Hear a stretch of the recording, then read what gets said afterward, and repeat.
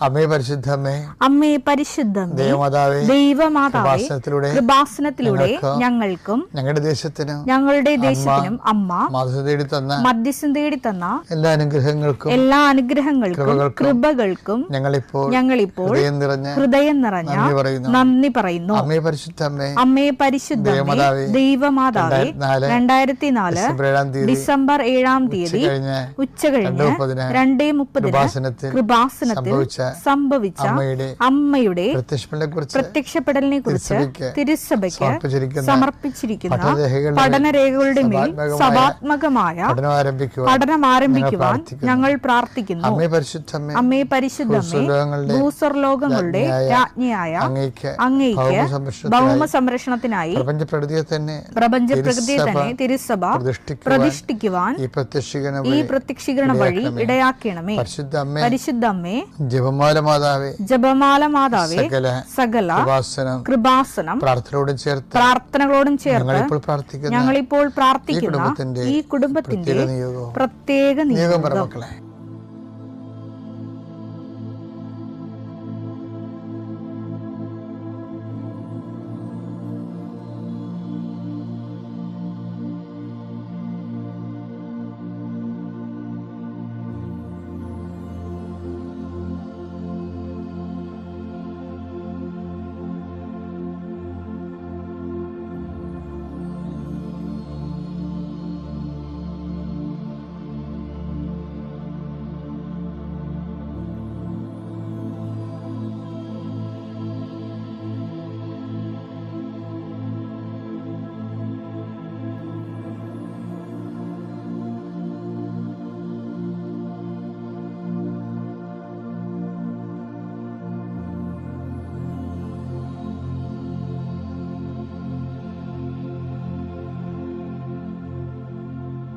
അമ്മയുടെ പ്രത്യക്ഷീകരണത്തിന്റെ ഈ അനുഗ്രഹവേളയിൽ ഞങ്ങൾക്ക് സാധിച്ചു തരുവാൻ കനിയണമേ. വിശ്വാസ പ്രമാണം. സർവശക്തനായ പിതാവും ആകാശത്തിന്റെയും ഭൂമിയുടെയും സൃഷ്ടാവുമായ ദൈവത്തിൽ ഞാൻ വിശ്വസിക്കുന്നു. അവിടുത്തെ ഏകപുത്രനും ഞങ്ങളുടെ കർത്താവുമായ ഈശോ മിശിഹായിലും ഞാൻ വിശ്വസിക്കുന്നു. ഈ പുത്രൻ പരിശുദ്ധാത്മാവിനാൽ ഗർഭസ്ഥനായി കന്യകാമറിയത്തിൽ നിന്ന് പിറന്ന് പൊന്തിയോസ് പീലാത്തോസിന്റെ കാലത്ത് പീഡകൾ സഹിച്ച് കുരിശിൽ തറയ്ക്കപ്പെട്ട് മരിച്ച് അടക്കപ്പെട്ട് പാതാളങ്ങളിൽ ഇറങ്ങി മരിച്ചവരുടെ ഇടയിൽ നിന്ന് 3-ാം നാൾ ഉയർത്ത് സ്വർഗത്തിലേക്ക് എഴുന്നള്ളി സർവശക്തിയുള്ള പിതാവായ ദൈവത്തിന്റെ വലതുഭാഗത്തിരിക്കുന്നു. അവിടെ നിന്ന് ജീവിക്കുന്നവരെയും മരിച്ചവരെയും വിധിക്കുവാൻ വരുമെന്നും ഞാൻ വിശ്വസിക്കുന്നു. പരിശുദ്ധാത്മാവിലും ഞാൻ വിശ്വസിക്കുന്നു. വിശുദ്ധ കത്തോലിക്കാ സഭയിലും പുണ്യവാന്മാരുടെ ഐക്യത്തിലും പാപങ്ങളുടെ മോചനത്തിലും ശരീരത്തിന്റെ ഉയർപ്പിലും നിത്യമായ ജീവിതത്തിലും ഞാൻ വിശ്വസിക്കുന്നു. ആമേൻ. സ്വർഗ്ഗസ്ഥനായ ഞങ്ങളുടെ പിതാവേ, അങ്ങയുടെ നാമം പൂജിതമാകണമേ. അങ്ങയുടെ രാജ്യം വരണമേ. അങ്ങയുടെ തിരുമനസ് സ്വർഗത്തിലെ പോലെ ഭൂമിയിലും ആകണമേ. അന്നു വേണ്ടുന്ന ആഹാരം ഇന്ന് ഞങ്ങൾക്ക് തരണമേ. ഞങ്ങളോട് തെറ്റ് ചെയ്യുന്നവരോട് ഞങ്ങൾ ക്ഷമിക്കുന്നത് പോലെ ഞങ്ങളുടെ തെറ്റുകൾ ഞങ്ങളോടും ക്ഷമിക്കണമേ. ഞങ്ങളെ പ്രലോഭനത്തിൽ ഉൾപ്പെടുത്തരുതേ, തിന്മയിൽ ഞങ്ങൾ രക്ഷിക്കണമേ. ആമേൻ. നന്മ നിറഞ്ഞ മറിയമേ, സ്വസ്തി. കർത്താവ് അങ്ങയുടെ കൂടെ സ്ത്രീകളിൽ അങ്ങ് അനുഗ്രഹിക്കപ്പെട്ടവളാകുന്നു. അങ്ങയുടെ ഉദരത്തിൻ ഫലമായി ഈശോ അനുഗ്രഹിക്കപ്പെട്ടവനാകുന്നു. പരിശുദ്ധ മറിയമേ, തമ്പുരാന്റെ അമ്മേ, പാപികളായ ഞങ്ങൾക്ക് വേണ്ടി ഇപ്പോഴും ഞങ്ങളുടെ മരണസമയത്തും തമ്പുരാനോട് അപേക്ഷിക്കണമേ. ആമേൻ. എന്റെ കർത്താവിന്റെ ഉന്നതമായ നാമത്തിന് സ്തോത്രം ചെയ്യുന്നു. എന്റെ കർത്താവേ, നിന്റെ വിശുദ്ധ പൗരോഹിത്യത്തെ മഹത്വപ്പെടുത്തണമേ. എന്റെ കർത്താവേ, സഭയിലുള്ള സാന്നിധ്യം പ്രകടമാക്കണമേ. കർത്താവേ, ഓരോ മനുഷ്യരും സാക്ഷ്യം പറയുമ്പോൾ വല്ലാത്ത അഭിഷേകം തോന്നിപ്പോകും. കർത്താവേ, അന്ന് ഡെയിലി ബ്രെഡിൽ പങ്കെടുത്ത് അച്ഛൻ ഇങ്ങനെ പറഞ്ഞപ്പോൾ കർത്താവ് എന്നോട് അച്ഛനിലൂടെ സംസാരിച്ചു, ഞാൻ ആ തീരുമാനം എടുത്തെന്നൊക്കെ പറയുമ്പോൾ ദൈവം എത്രയോ മനുഷ്യരെയാണ് ഈ ഡെയിലി ബ്രെഡിലൂടെ നീ നേരിട്ട് സംവദിച്ചു കൊണ്ടിരിക്കുന്നത്. അതിലെല്ലാം അങ്ങക്ക് നന്ദി പറയുന്നു കർത്താവ്. ഈ കൊതിയോടുകൂടി ജീവിതത്തിന് ഒരു മേൽഗതി ഉണ്ടാകണം, ജീവിതത്തിനൊരു തീരുമാനമെടുക്കാൻ സാധിക്കണം എന്നൊക്കെ സന്നിഗ്ധമായ അവസ്ഥയിൽ കയ്യാലപ്പുറത്ത് തെങ്ങാൻ പോലെ എന്ത് ചെയ്യണമെന്ന് അറിയാൻ പാടില്ല നടുക്ക് നിന്ന് നിൽക്കുന്ന ആൾക്കാർക്ക് വ്യക്തമായൊരു തീരുമാനം എടുക്കാൻ ഇപ്പോൾ കർത്താവിൻ്റെ ശക്തി നിന്നിൽ പ്രവർത്തിക്കട്ടെ.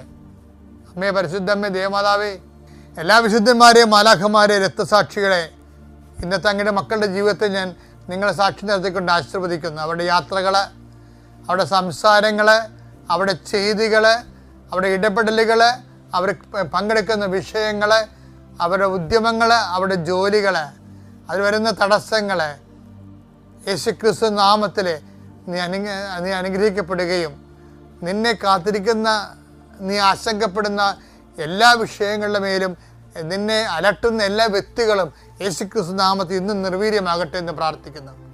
Lord Jesus Christ, pour out His Spirit, touch your fire finger, soak with the precious blood, authority of the Catholic Church, power of Jesus Christ, with the merit of some holy priesthood. I bless and hallow you. എൻ്റെ പ്രിയപ്പെട്ടവരെ, കർത്താവിൻ്റെ ചില വചനങ്ങൾ ജീവിതത്തിൻ്റെ പല മണിച്ചിത്ത താളുകളെയും പൊട്ടി തുറക്കുന്നതാണ്. അതായത് ഞാൻ എപ്പോഴും ഇടയ്ക്ക് ശ്രദ്ധിക്കണത്, കർത്താവ് എല്ലാ വചനങ്ങളും പരിശുദ്ധാത്മാവിൽ ഈ നമ്മളുടെ ജീവിതത്തിൽ ഇടയ്ക്കൊക്കെ ഗ്യാപ്പ് ഉണ്ടാവില്ലേ? പരിശുദ്ധാത്മാവിന് ചില സമയത്ത് ശക്തിപ്പെടും, ചില സമയത്ത് നിർവീര്യമാകും, ചില സമയത്ത് പരിശുദ്ധാത്മാവ് സന്തോഷിക്കും, ചില സമയത്ത് പരിശുദ്ധാത്മാവ് നമ്മൾ ദുഃഖിക്കും. അങ്ങനെ വ്യത്യസ്തമായ കാലാവസ്ഥയിലൂടെയാണ് നമ്മുടെ ജീവിതത്തിൽ പരിശുദ്ധാത്മാവ് പോണത്. പക്ഷേ യേശുവിൻ്റെ ജീവിതത്തിൽ എപ്പോഴും പരിശുദ്ധാത്മാവിൻ്റെ ഒരു ആനന്ദത്തിലാണ് കൂടുതൽ പരിശുദ്ധാത്മാവിൻ്റെ പ്രവർത്തനങ്ങൾ. എപ്പോഴും ഒരു ആനന്ദത്തിൻ്റെ അവസ്ഥയിലായിരിക്കും. നമ്മൾ യേശു തമ്മിലുണ്ടാകുന്ന ഒരു വ്യത്യാസം അതാണ്. അപ്പോൾ നമ്മളെപ്പോഴും പ്രാർത്ഥിക്കേണ്ടത്, യേശുവെ അങ്ങയുടെ ഉള്ളിൽ പരിശുദ്ധാത്മാവ് കൈവരിച്ച നിലയെന്ന് പറയണത് ആനന്ദത്തിൻ്റെ നിലയാണ്. കാര്യം ഈ എന്ത് കാലാവസ്ഥയായാലും ക്രിസ്തുവിൻ്റെ ഉള്ളിൽ ഒരു ആനന്ദം എപ്പോഴും നിലനിൽക്കുമായിരുന്നു. അതുകൊണ്ട് ഈശോ പറയും, ഞാൻ നിങ്ങൾക്ക് തരുന്ന സന്തോഷം ആരും നിങ്ങളിൽ നിന്ന് എടുത്തു കളയത്തില്ലെന്ന് പറയണത് ഈശോ എടുത്തു കളയാൻ പറ്റാത്ത ആനന്ദം സ്വന്തമായിട്ട് അവന് അനുഭവിച്ചത് കൊണ്ടാണ് അങ്ങനെ പറയണത്. അപ്പോൾ നമ്മുടെ മുമ്പിൽ ഒരു സാധ്യതയുടെ ഒരു വാതിലങ്ങനെ തുറക്കുകയാണ്. എന്താണ്?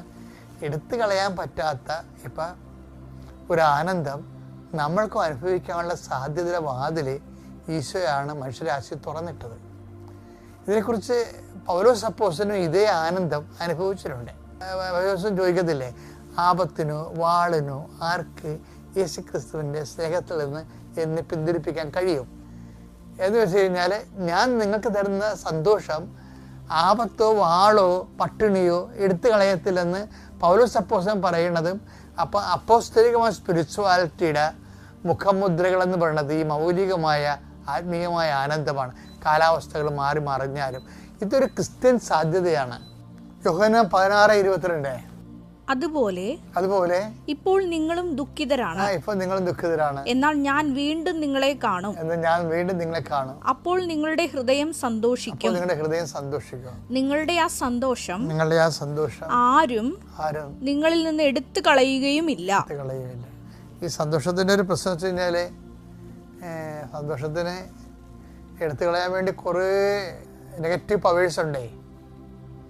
അത് ആ നെഗറ്റീവ് പവേഴ്സിനെ കുറിച്ചാണ് ഈ റോമ 8:35 പറയണത്. ക്രിസ്തുവിന്റെ സ്നേഹത്തിൽ നിന്ന് ആര് നമ്മെ വേർപെടുത്തും? ആരും നിങ്ങൾ എടുത്തു കളയത്ത് പറയുമ്പോഴാണ് ഇതാണ്. ആരും വേർപെടുത്തത്തില്ല, എടുത്തു കളയത്തില്ല, വേർപെടുത്തത്തില്ല. ആര് നിങ്ങളെ വേർപെടുത്തും?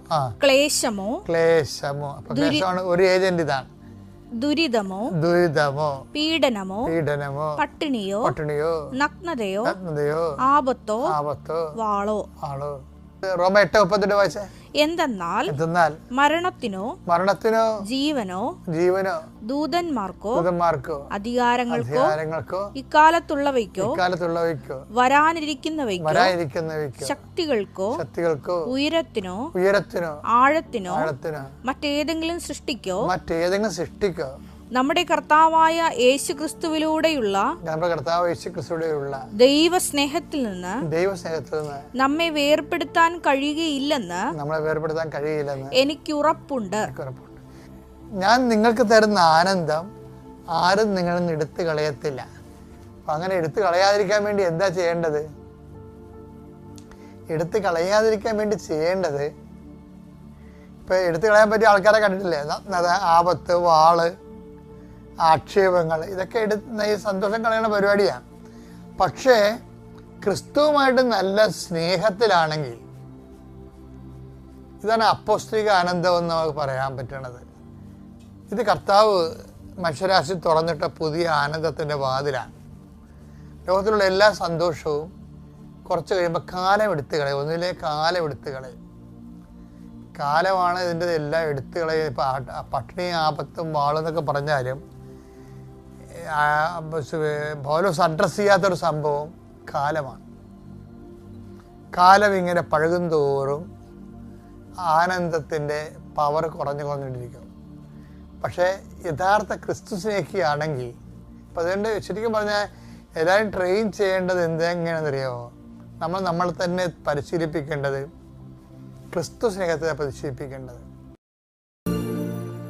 എൻ്റെ പേര് ആതിര സുകുമാരൻ. ഞാൻ വരുന്നത് തിരുവനന്തപുരത്ത് നിന്നാണ്. ഉടമ്പടി ആദ്യമായി എടുത്തത് ഏപ്രിൽ 19, 2023 8ാമത് പുതുക്കി. ഇത് 3ാമത്തെ സാക്ഷ്യമാണ് അൾത്താരയിൽ നിന്ന് പറയുന്നത്. ഈ സാക്ഷ്യം പറയാൻ എനിക്ക് അവസരം ഒരുക്കിയ പരിശുദ്ധ അമ്മയ്ക്കും തിരുകുമാരനും ത്രിയേക ദൈവത്തിനും കോടാനുകോടി നന്ദി ഞാൻ അർപ്പിക്കുകയാണ്. രണ്ടാമത്തെ എൻ്റെ ഉടമ്പടി സാക്ഷ്യം എന്ന് പറയുന്നത്, ഞാൻ ഒത്തിരി നാളായി, ഒരു 5-6 വർഷമായിട്ട് ഞാനൊരു ഭവനത്തിന് വേണ്ടി ആഗ്രഹിക്കുന്നുണ്ടായിരുന്നു. പക്ഷേ സാമ്പത്തികമായ പരിമിതികൾ മൂലം ഞങ്ങൾക്കത് പൂർത്തിയാക്കാൻ സാധിച്ചില്ല. ഞാനിവിടെ ഒരു 2ാമത് ഉടമ്പടി പുതുക്കിയപ്പോഴേക്കും എനിക്കൊരു 7 സെൻറ്റിൻ്റെ സ്ഥലമുണ്ടായിരുന്നു. അത് നല്ലൊരു ഏരിയയിലായിരുന്നു, കളക്ടറേറ്റൊക്കെ ഉള്ള ഒരു ഏരിയയിൽ. അപ്പം നല്ല വില കിട്ടും. അപ്പോൾ അത് വിറ്റ് ഏതെങ്കിലും കുറഞ്ഞൊരു സ്ഥലത്ത് വീട് വാങ്ങിക്കാം, സ്ഥലം വാങ്ങിക്കാമെന്ന് പറഞ്ഞിരിക്കുകയായിരുന്നു. ഞാൻ അവിടെ കൊണ്ടുവന്ന് ഉപ്പൊക്കെ ഇട്ട് പ്രാർത്ഥിച്ചായിരുന്നു. പക്ഷേ 90 ദിവസം ഞാൻ ഉടമ്പടി അതുപോലെ തന്നെ ഞാൻ കൊണ്ടുപോകുന്നൊരു വ്യക്തിയാണ്. 90 ദിവസം കഴിഞ്ഞിട്ടും അതിന് ഉത്തരവൊന്നും ഉണ്ടായിരുന്നില്ല. പക്ഷെ ഞാൻ ദൈവത്തിനോട് ബൈബിള് പ്രാർത്ഥിച്ച് വിശ്വാസ പ്രമാണം ചൊല്ലി ബൈബിള് തുറന്നപ്പോൾ എനിക്ക് കർത്താവ് തന്ന വചനം ഇതാണ്. കർത്താവ് ദിനവൃത്താന്തത്തിൻ്റെ പുസ്തകത്തിൽ ഒരു വചനമാണ് കിട്ടിയത്, കർത്താവ് നിനക്ക് വേണ്ടി ഒരു ഭവനം പണിയും. അപ്പോൾ എനിക്ക് പൂർണ്ണമായി ബോധ്യമായി, ഞാനൊന്നും ചെയ്യേണ്ട ആവശ്യം വരില്ല, ഇതിനകത്തുള്ള എല്ലാ കാര്യങ്ങളും ദൈവം തന്നെ സാധിച്ചു തരും. അങ്ങനെ എനിക്ക് ഒരു ലോണും ഒന്നുമില്ലാതെ, എനിക്ക് പലരുടെ സഹായത്താൽ, അതായത് പലിശ പോലും കൊടുക്കാത്ത ഒരു സഹായത്താൽ ഞാനൊരു ഭവനത്തിന് വേണ്ടിയേ ചോദിച്ചുള്ളൂ. ഇത്ര നില വേണമെന്ന് ഒന്നും പറഞ്ഞില്ല. കയറി കിടക്കാൻ ഒരു വീട് മാത്രമേ ഞാൻ ചോദിച്ചുള്ളൂ. 4 റൂമുകളുള്ള 2 നിലയുള്ള വീടാണ് എനിക്ക് തന്നത്. വീടിൻ്റെ പേര് അനുഗ്രഹം എന്നാണ്. അതിന് പരിശുദ്ധ അമ്മയ്ക്കും തിരുകുമാരനും കോടാനുകോടി നന്ദി. ഇത് വീട് എനിക്ക് ലഭിച്ചതെന്ന് വെച്ച് കഴിഞ്ഞാൽ ഇതിൻ്റെ ഇടയിൽ ഒത്തിരി തടസ്സങ്ങളും കാര്യങ്ങളും എല്ലാം ഉണ്ടായിരുന്നു. ഓരോ സാങ്ഷൻ കിട്ടാനും ഒക്കെ ഒത്തിരി തടസ്സങ്ങളൊക്കെ ഉണ്ടായിരുന്നു. എല്ലായിടത്തും വിശ്വാസ പ്രമാണം ചൊല്ലി ഉപ്പും തൈലവും എല്ലാം ഞാൻ ഉപയോഗിച്ചിട്ടുണ്ടായിരുന്നു. വീടിൻ്റെ തറക്കല്ലിട്ടപ്പോൾ അമ്മയുടെ കാശുരൂപം ബേസ്മെൻറ്റിൽ സ്റ്റാർട്ട് ചെയ്തിട്ടാണ് വീടിൻ്റെ ഇത് തുടങ്ങിയിരിക്കുന്ന. ഫ്ലോറെല്ലാം പരിശുദ്ധ അമ്മയുടെ സിൽവർ ഗ്രേയുടെ കളറാണ് കൊടുത്തേക്കുന്നത്. ദൈവം വെളിപ്പെടുത്തി തന്ന പേരാണ് അനുഗ്രഹം. ദൈവം തന്ന ഈ വലിയ നന്മയ്ക്ക് ഞാൻ കോടാനുകോടി നന്ദി ദൈവത്തിനും പരിശുദ്ധ അമ്മയ്ക്കും പറഞ്ഞുകൊള്ളുന്നു. 3ാമതായി എൻ്റെ ഉടമ്പടി സാക്ഷി എന്ന് പറയുന്നത്, ഇവിടെ അച്ഛൻ പറയാറുള്ളത് പോലെ തന്നെ എല്ലാം ശുഭമാക്കുന്ന ദൈവത്തിൻ്റെ ഒരു വലിയൊരു അനുഗ്രഹമാണ്. ഞാൻ UK നേഴ്സായിട്ട് വർക്ക് ചെയ്യുമായിരുന്നു. 2023 എനിക്ക് UK വിചാരിതമായി തിരിച്ചു വരേണ്ട ഒരു സാഹചര്യം വന്നു. അങ്ങനെ ഇച്ചിരി ഹെൽത്ത് ഇഷ്യൂസൊക്കെ ആയിട്ട് എനിക്ക് തിരിച്ചു വരേണ്ടി വന്നു. പിന്നെ എനിക്ക് തിരിച്ചു പോകാനായിട്ട് പറ്റിയില്ല. ഞങ്ങളൊരു 10-11 വർഷമായി കല്യാണം കഴിഞ്ഞിട്ട്. അത്രയും നാൾ 2 പ്രാവശ്യം ഞങ്ങൾ ഒരുമിച്ച് ചേരാൻ ഞങ്ങളുടെ ഫാമിലിയോട് കൂടി നോക്കിയിട്ട് ഫെയിലായിപ്പോയി. ഇവിടെ വന്നു. ഞാൻ ഒരു 3ാമത് ഉടമ്പടി പുതുക്കിയപ്പോൾ ഞാൻ ഇത്രയും പറഞ്ഞോളൂ, അമ്മ എനിക്ക് 2025 ആകുമ്പോൾ എൻ്റെ കുടുംബത്തോടു കൂടി ചേർക്കാൻ അമ്മ തന്നെ ദൈവത്തിന് ഇഷ്ടമുള്ള സമയം ഇഷ്ടമുള്ളതുപോലെ ദൈവത്തിൻ്റെ ആ ഒരു പദ്ധതി അനുസരിച്ച് ഞങ്ങളുടെ കുടുംബത്തെ നിങ്ങളുടെ തിരുകുടുംബം പോലെ ഒന്നിപ്പിക്കണേന്ന് മാത്രമേ ഞാൻ പ്രാർത്ഥിച്ചുള്ളൂ. ഓഗസ്റ്റിൽ എൻ്റെ വിസയുടെ പ്രോസസ്സിങ് സ്റ്റാർട്ട് ചെയ്യാണ്. ഈ വിസയുടെ പ്രോസസ്സിങ് സ്റ്റാർട്ട് ചെയ്യുമെന്ന് പറയുമ്പോൾ അത് വലിയ എളുപ്പമുള്ള ഒരു ഇതെന്നല്ല. UK ഡിപ്പെൻഡൻറ്റ് വിസയ്ക്ക് ഒത്തിരി റൂള് ഇപ്പം നിങ്ങൾക്കൊക്കെ അറിയാവുന്നതുപോലെ ഒത്തിരി ചേഞ്ച് ഇപ്പോൾ ഗവൺമെൻറ് കൊണ്ടുവന്നിട്ടുണ്ടായിരുന്നു. IELTS എഴുതണം, അങ്ങനെയൊക്കെ ഒത്തിരി കാര്യങ്ങൾ ഡിപ്പെൻഡൻ്റ് എഴുതണമെന്നൊക്കെ പറഞ്ഞു. പക്ഷേ അതിൽ നിന്നെല്ലാം അമ്മ എന്നെ കാത്ത് സംരക്ഷിച്ചു. എനിക്കൊന്നും എഴുതേണ്ടി വന്നില്ല. വിസയ്ക്ക് സ്റ്റാർട്ട് ചെയ്തു. വിസ വെക്കുന്നതിന് മുമ്പ് എനിക്ക് മെഡിക്കൽസ് എന്ന് പറഞ്ഞൊരു ഇതുണ്ടായിരുന്നു. അതാണ് എൻ്റെ ഏറ്റവും വലിയ ഡീമെറിറ്റ് ആയിരുന്നത്. എനിക്ക് ശ്വാസകോശത്തിൽ ലങ്സിൽ പാച്ചസ് ഉണ്ടായിരുന്നു കോവിഡ് വന്നതിൻ്റെ. അപ്പോൾ എന്നെ കണ്ട എൻ്റെ റെസ്പിറേറ്ററിയിലെ ഡോക്ടർ പറഞ്ഞു, നിനക്ക് എന്തായാലും കിട്ടാൻ പോകണില്ല എന്ന് പറഞ്ഞു. ഞാൻ പറഞ്ഞു, എനിക്ക് പ്രശ്നമില്ല, എൻ്റെ ദൈവം, എൻ്റെ അമ്മ എൻ്റെ കൂടെ ഉണ്ട്, അതുകൊണ്ട് എനിക്ക് കുഴപ്പമില്ല, ഞാൻ പോകുമെന്ന് പറഞ്ഞു. അങ്ങനെ ഞാൻ മെഡിക്കൽ എടുക്കാൻ പോയപ്പോൾ വിശുദ്ധ തൈലം ഞാൻ പൂശി പ്രാർത്ഥിച്ചു. എൻ്റെ കയ്യിൽ കൊന്തയുണ്ടായിരുന്നു. ഞാൻ പറഞ്ഞു, എൻ്റെ എക്സ്റേ ആണ് അവരെടുക്കുന്നതെന്നുണ്ടെങ്കിൽ തീർച്ചയായിട്ടും ഞാൻ പാസ്സാവില്ല. മെഡിക്കൽ പാസ്സായില്ലെങ്കിൽ പിന്നെ നമുക്ക് അങ്ങോട്ട് UK പോകാനുള്ള ഒന്നും നോക്കാനും പറ്റൂല. അപ്പം ഞാൻ പറഞ്ഞു, ഈശോയുടെ എക്സ്റേ എനിക്ക് അതിനകത്ത് കാണണം, എൻ്റെ എക്സ്റേ കാണിക്കണ്ട എന്ന് പറഞ്ഞു. എക്സ്റേ എടുത്ത് ഡോക്ടറിനെ കാണിക്കുമ്പോൾ ഡോക്ടർ പറഞ്ഞു, വെരി ഗുഡ് എക്സ്റേ ആണ്, പാസ്സാക്കി എന്ന് പറഞ്ഞു. അങ്ങനെ TBയുടെ ആ ഒരു ഇതൊന്നും ഇല്ല, ഒരു കാര്യങ്ങളും ഇല്ല എന്ന് പറഞ്ഞു. അങ്ങനെ എനിക്ക് വിസ പാസ്സായി, മെഡിക്കൽ പാസ്സായി കിട്ടി. അപ്പം അത് കഴിഞ്ഞിട്ട് ഞാൻ ഓഗസ്റ്റിൽ വെക്കുകയാണ് വിസയ്ക്ക്. ഓഗസ്റ്റ് 21-ാം തീയതി വെക്കുന്നു. ഞാൻ വച്ചു, കൊച്ചിയിലായിരുന്നു പോയത് വിസ വയ്ക്കാനായിട്ട്. വച്ചു, ഞാൻ ദൈവത്തിൻ്റെ കയ്യിൽ ഏൽപ്പിച്ചു. ഞാൻ എല്ലാ എന്ത് കാര്യങ്ങളും ചെയ്യുമ്പോഴും എല്ലാ വിശുദ്ധ വസ്തുക്കളും വിശ്വാസ പ്രമാണം ചൊല്ലി പ്രയോഗിച്ചിട്ടാണ് ഞാൻ പാസ്പോർട്ട് സബ്മിറ്റ് ചെയ്യുന്നതിന് മുമ്പേ ഉപ്പിട്ട് പ്രാർത്ഥിച്ചിട്ടാണ് ഞാൻ കൊടുത്തത്. എനിക്ക് അമ്മയുടെ ഒരു ദിവസം തന്നെ എനിക്ക് വിസ ഗ്രാൻഡായി വരണമേ എന്ന് പ്രാർത്ഥിച്ചായിരുന്നു. 2 ആഴ്ച കൂടുതൽ എടുക്കും എന്നാണ് അവർ പറഞ്ഞിരുന്നത്. എനിക്ക് 7 ദിവസത്തിനുള്ളിൽ എൻ്റെ വിസ വന്നു. എൻ്റെ കുഞ്ഞുങ്ങൾക്കും വന്നു വിസ. അതുപോലെ തന്നെ എനിക്ക് വിസ ഒരു ബുധനാഴ്ചയാണ് വരുന്നതെങ്കിൽ എനിക്ക് പാസ്പോർട്ടിൽ വിസ അടിച്ച് കിട്ടുന്നത് ഒരു ശനിയാഴ്ചയാണ്. അങ്ങനെ ഈ ഓഗസ്റ്റിൽ ഒരു ഉടമ്പടി ആരാധനയിൽ അച്ഛൻ വ്യക്തമായി പറയുന്നുണ്ടായിരുന്നു, ഒരു മാലാഖ ബാക്കിൽ നിൽക്കുന്നുണ്ടായി കാണിക്കുന്നുണ്ട്. 44 ദിവസത്തിനുള്ളിൽ ഭാര്യ ഭർത്താക്കന്മാർ ഒന്നിക്കണമെന്ന് ആഗ്രഹിക്കുന്നവർക്ക് 44 ദിവസത്തിനുള്ളിൽ ഒരു തീരുമാനം എന്തായിരുന്നാലും ഉണ്ടാവും. ഞാനത് ഏറ്റെടുത്തു, വിശ്വസിച്ചു, പൂർണ്ണമായും വിശ്വസിച്ചു. 44 ദിവസം എന്ന് പറയുമ്പോൾ സെപ്റ്റംബർ 26 ഞാൻ സെപ്റ്റംബർ 24 ഫ്ലൈറ്റ് കയറുകയാണ്. സെപ്റ്റംബർ 25 ആകുമ്പോഴത്തേക്കും ഞാൻ UK പരിശുദ്ധ അമ്മയ്ക്കും തിരുകുമാരനും കോടാനുകോടി നന്ദി പറയുന്നു. ഇതൊക്കെയാണ് എൻ്റെ 3 സാക്ഷ്യങ്ങൾ. ഇനി എൻ്റെ ആത്മീയമായ ജീവിതം എന്ന് പറയുന്നത്, ഇപ്പോൾ ഞാൻ അതിനൊരു വചനം പറയാൻ ആഗ്രഹിക്കുകയാണ്. ഞാൻ എന്തായിരിക്കുന്നു അത് ദൈവകൃപയാലാണ്, അത് ഞാൻ നേടിയെടുത്തതല്ല, ദൈവത്തിൻ്റെ ദാനമാണ്. പിന്നെ ഇത് ഞാൻ എപ്പോഴും ചൊല്ലി പ്രാർത്ഥിക്കുന്നതാണ്. 1 പത്രോസ് 5:6, ദൈവത്തിൻ്റെ ശക്തമായ കരങ്ങളുടെ കീഴെ താഴ്മയോടെ നിൽക്കുമേൻ, അവിടുന്ന് നിന്നെ തക്ക സമയത്ത് ഉയർത്തിക്കൊള്ളും.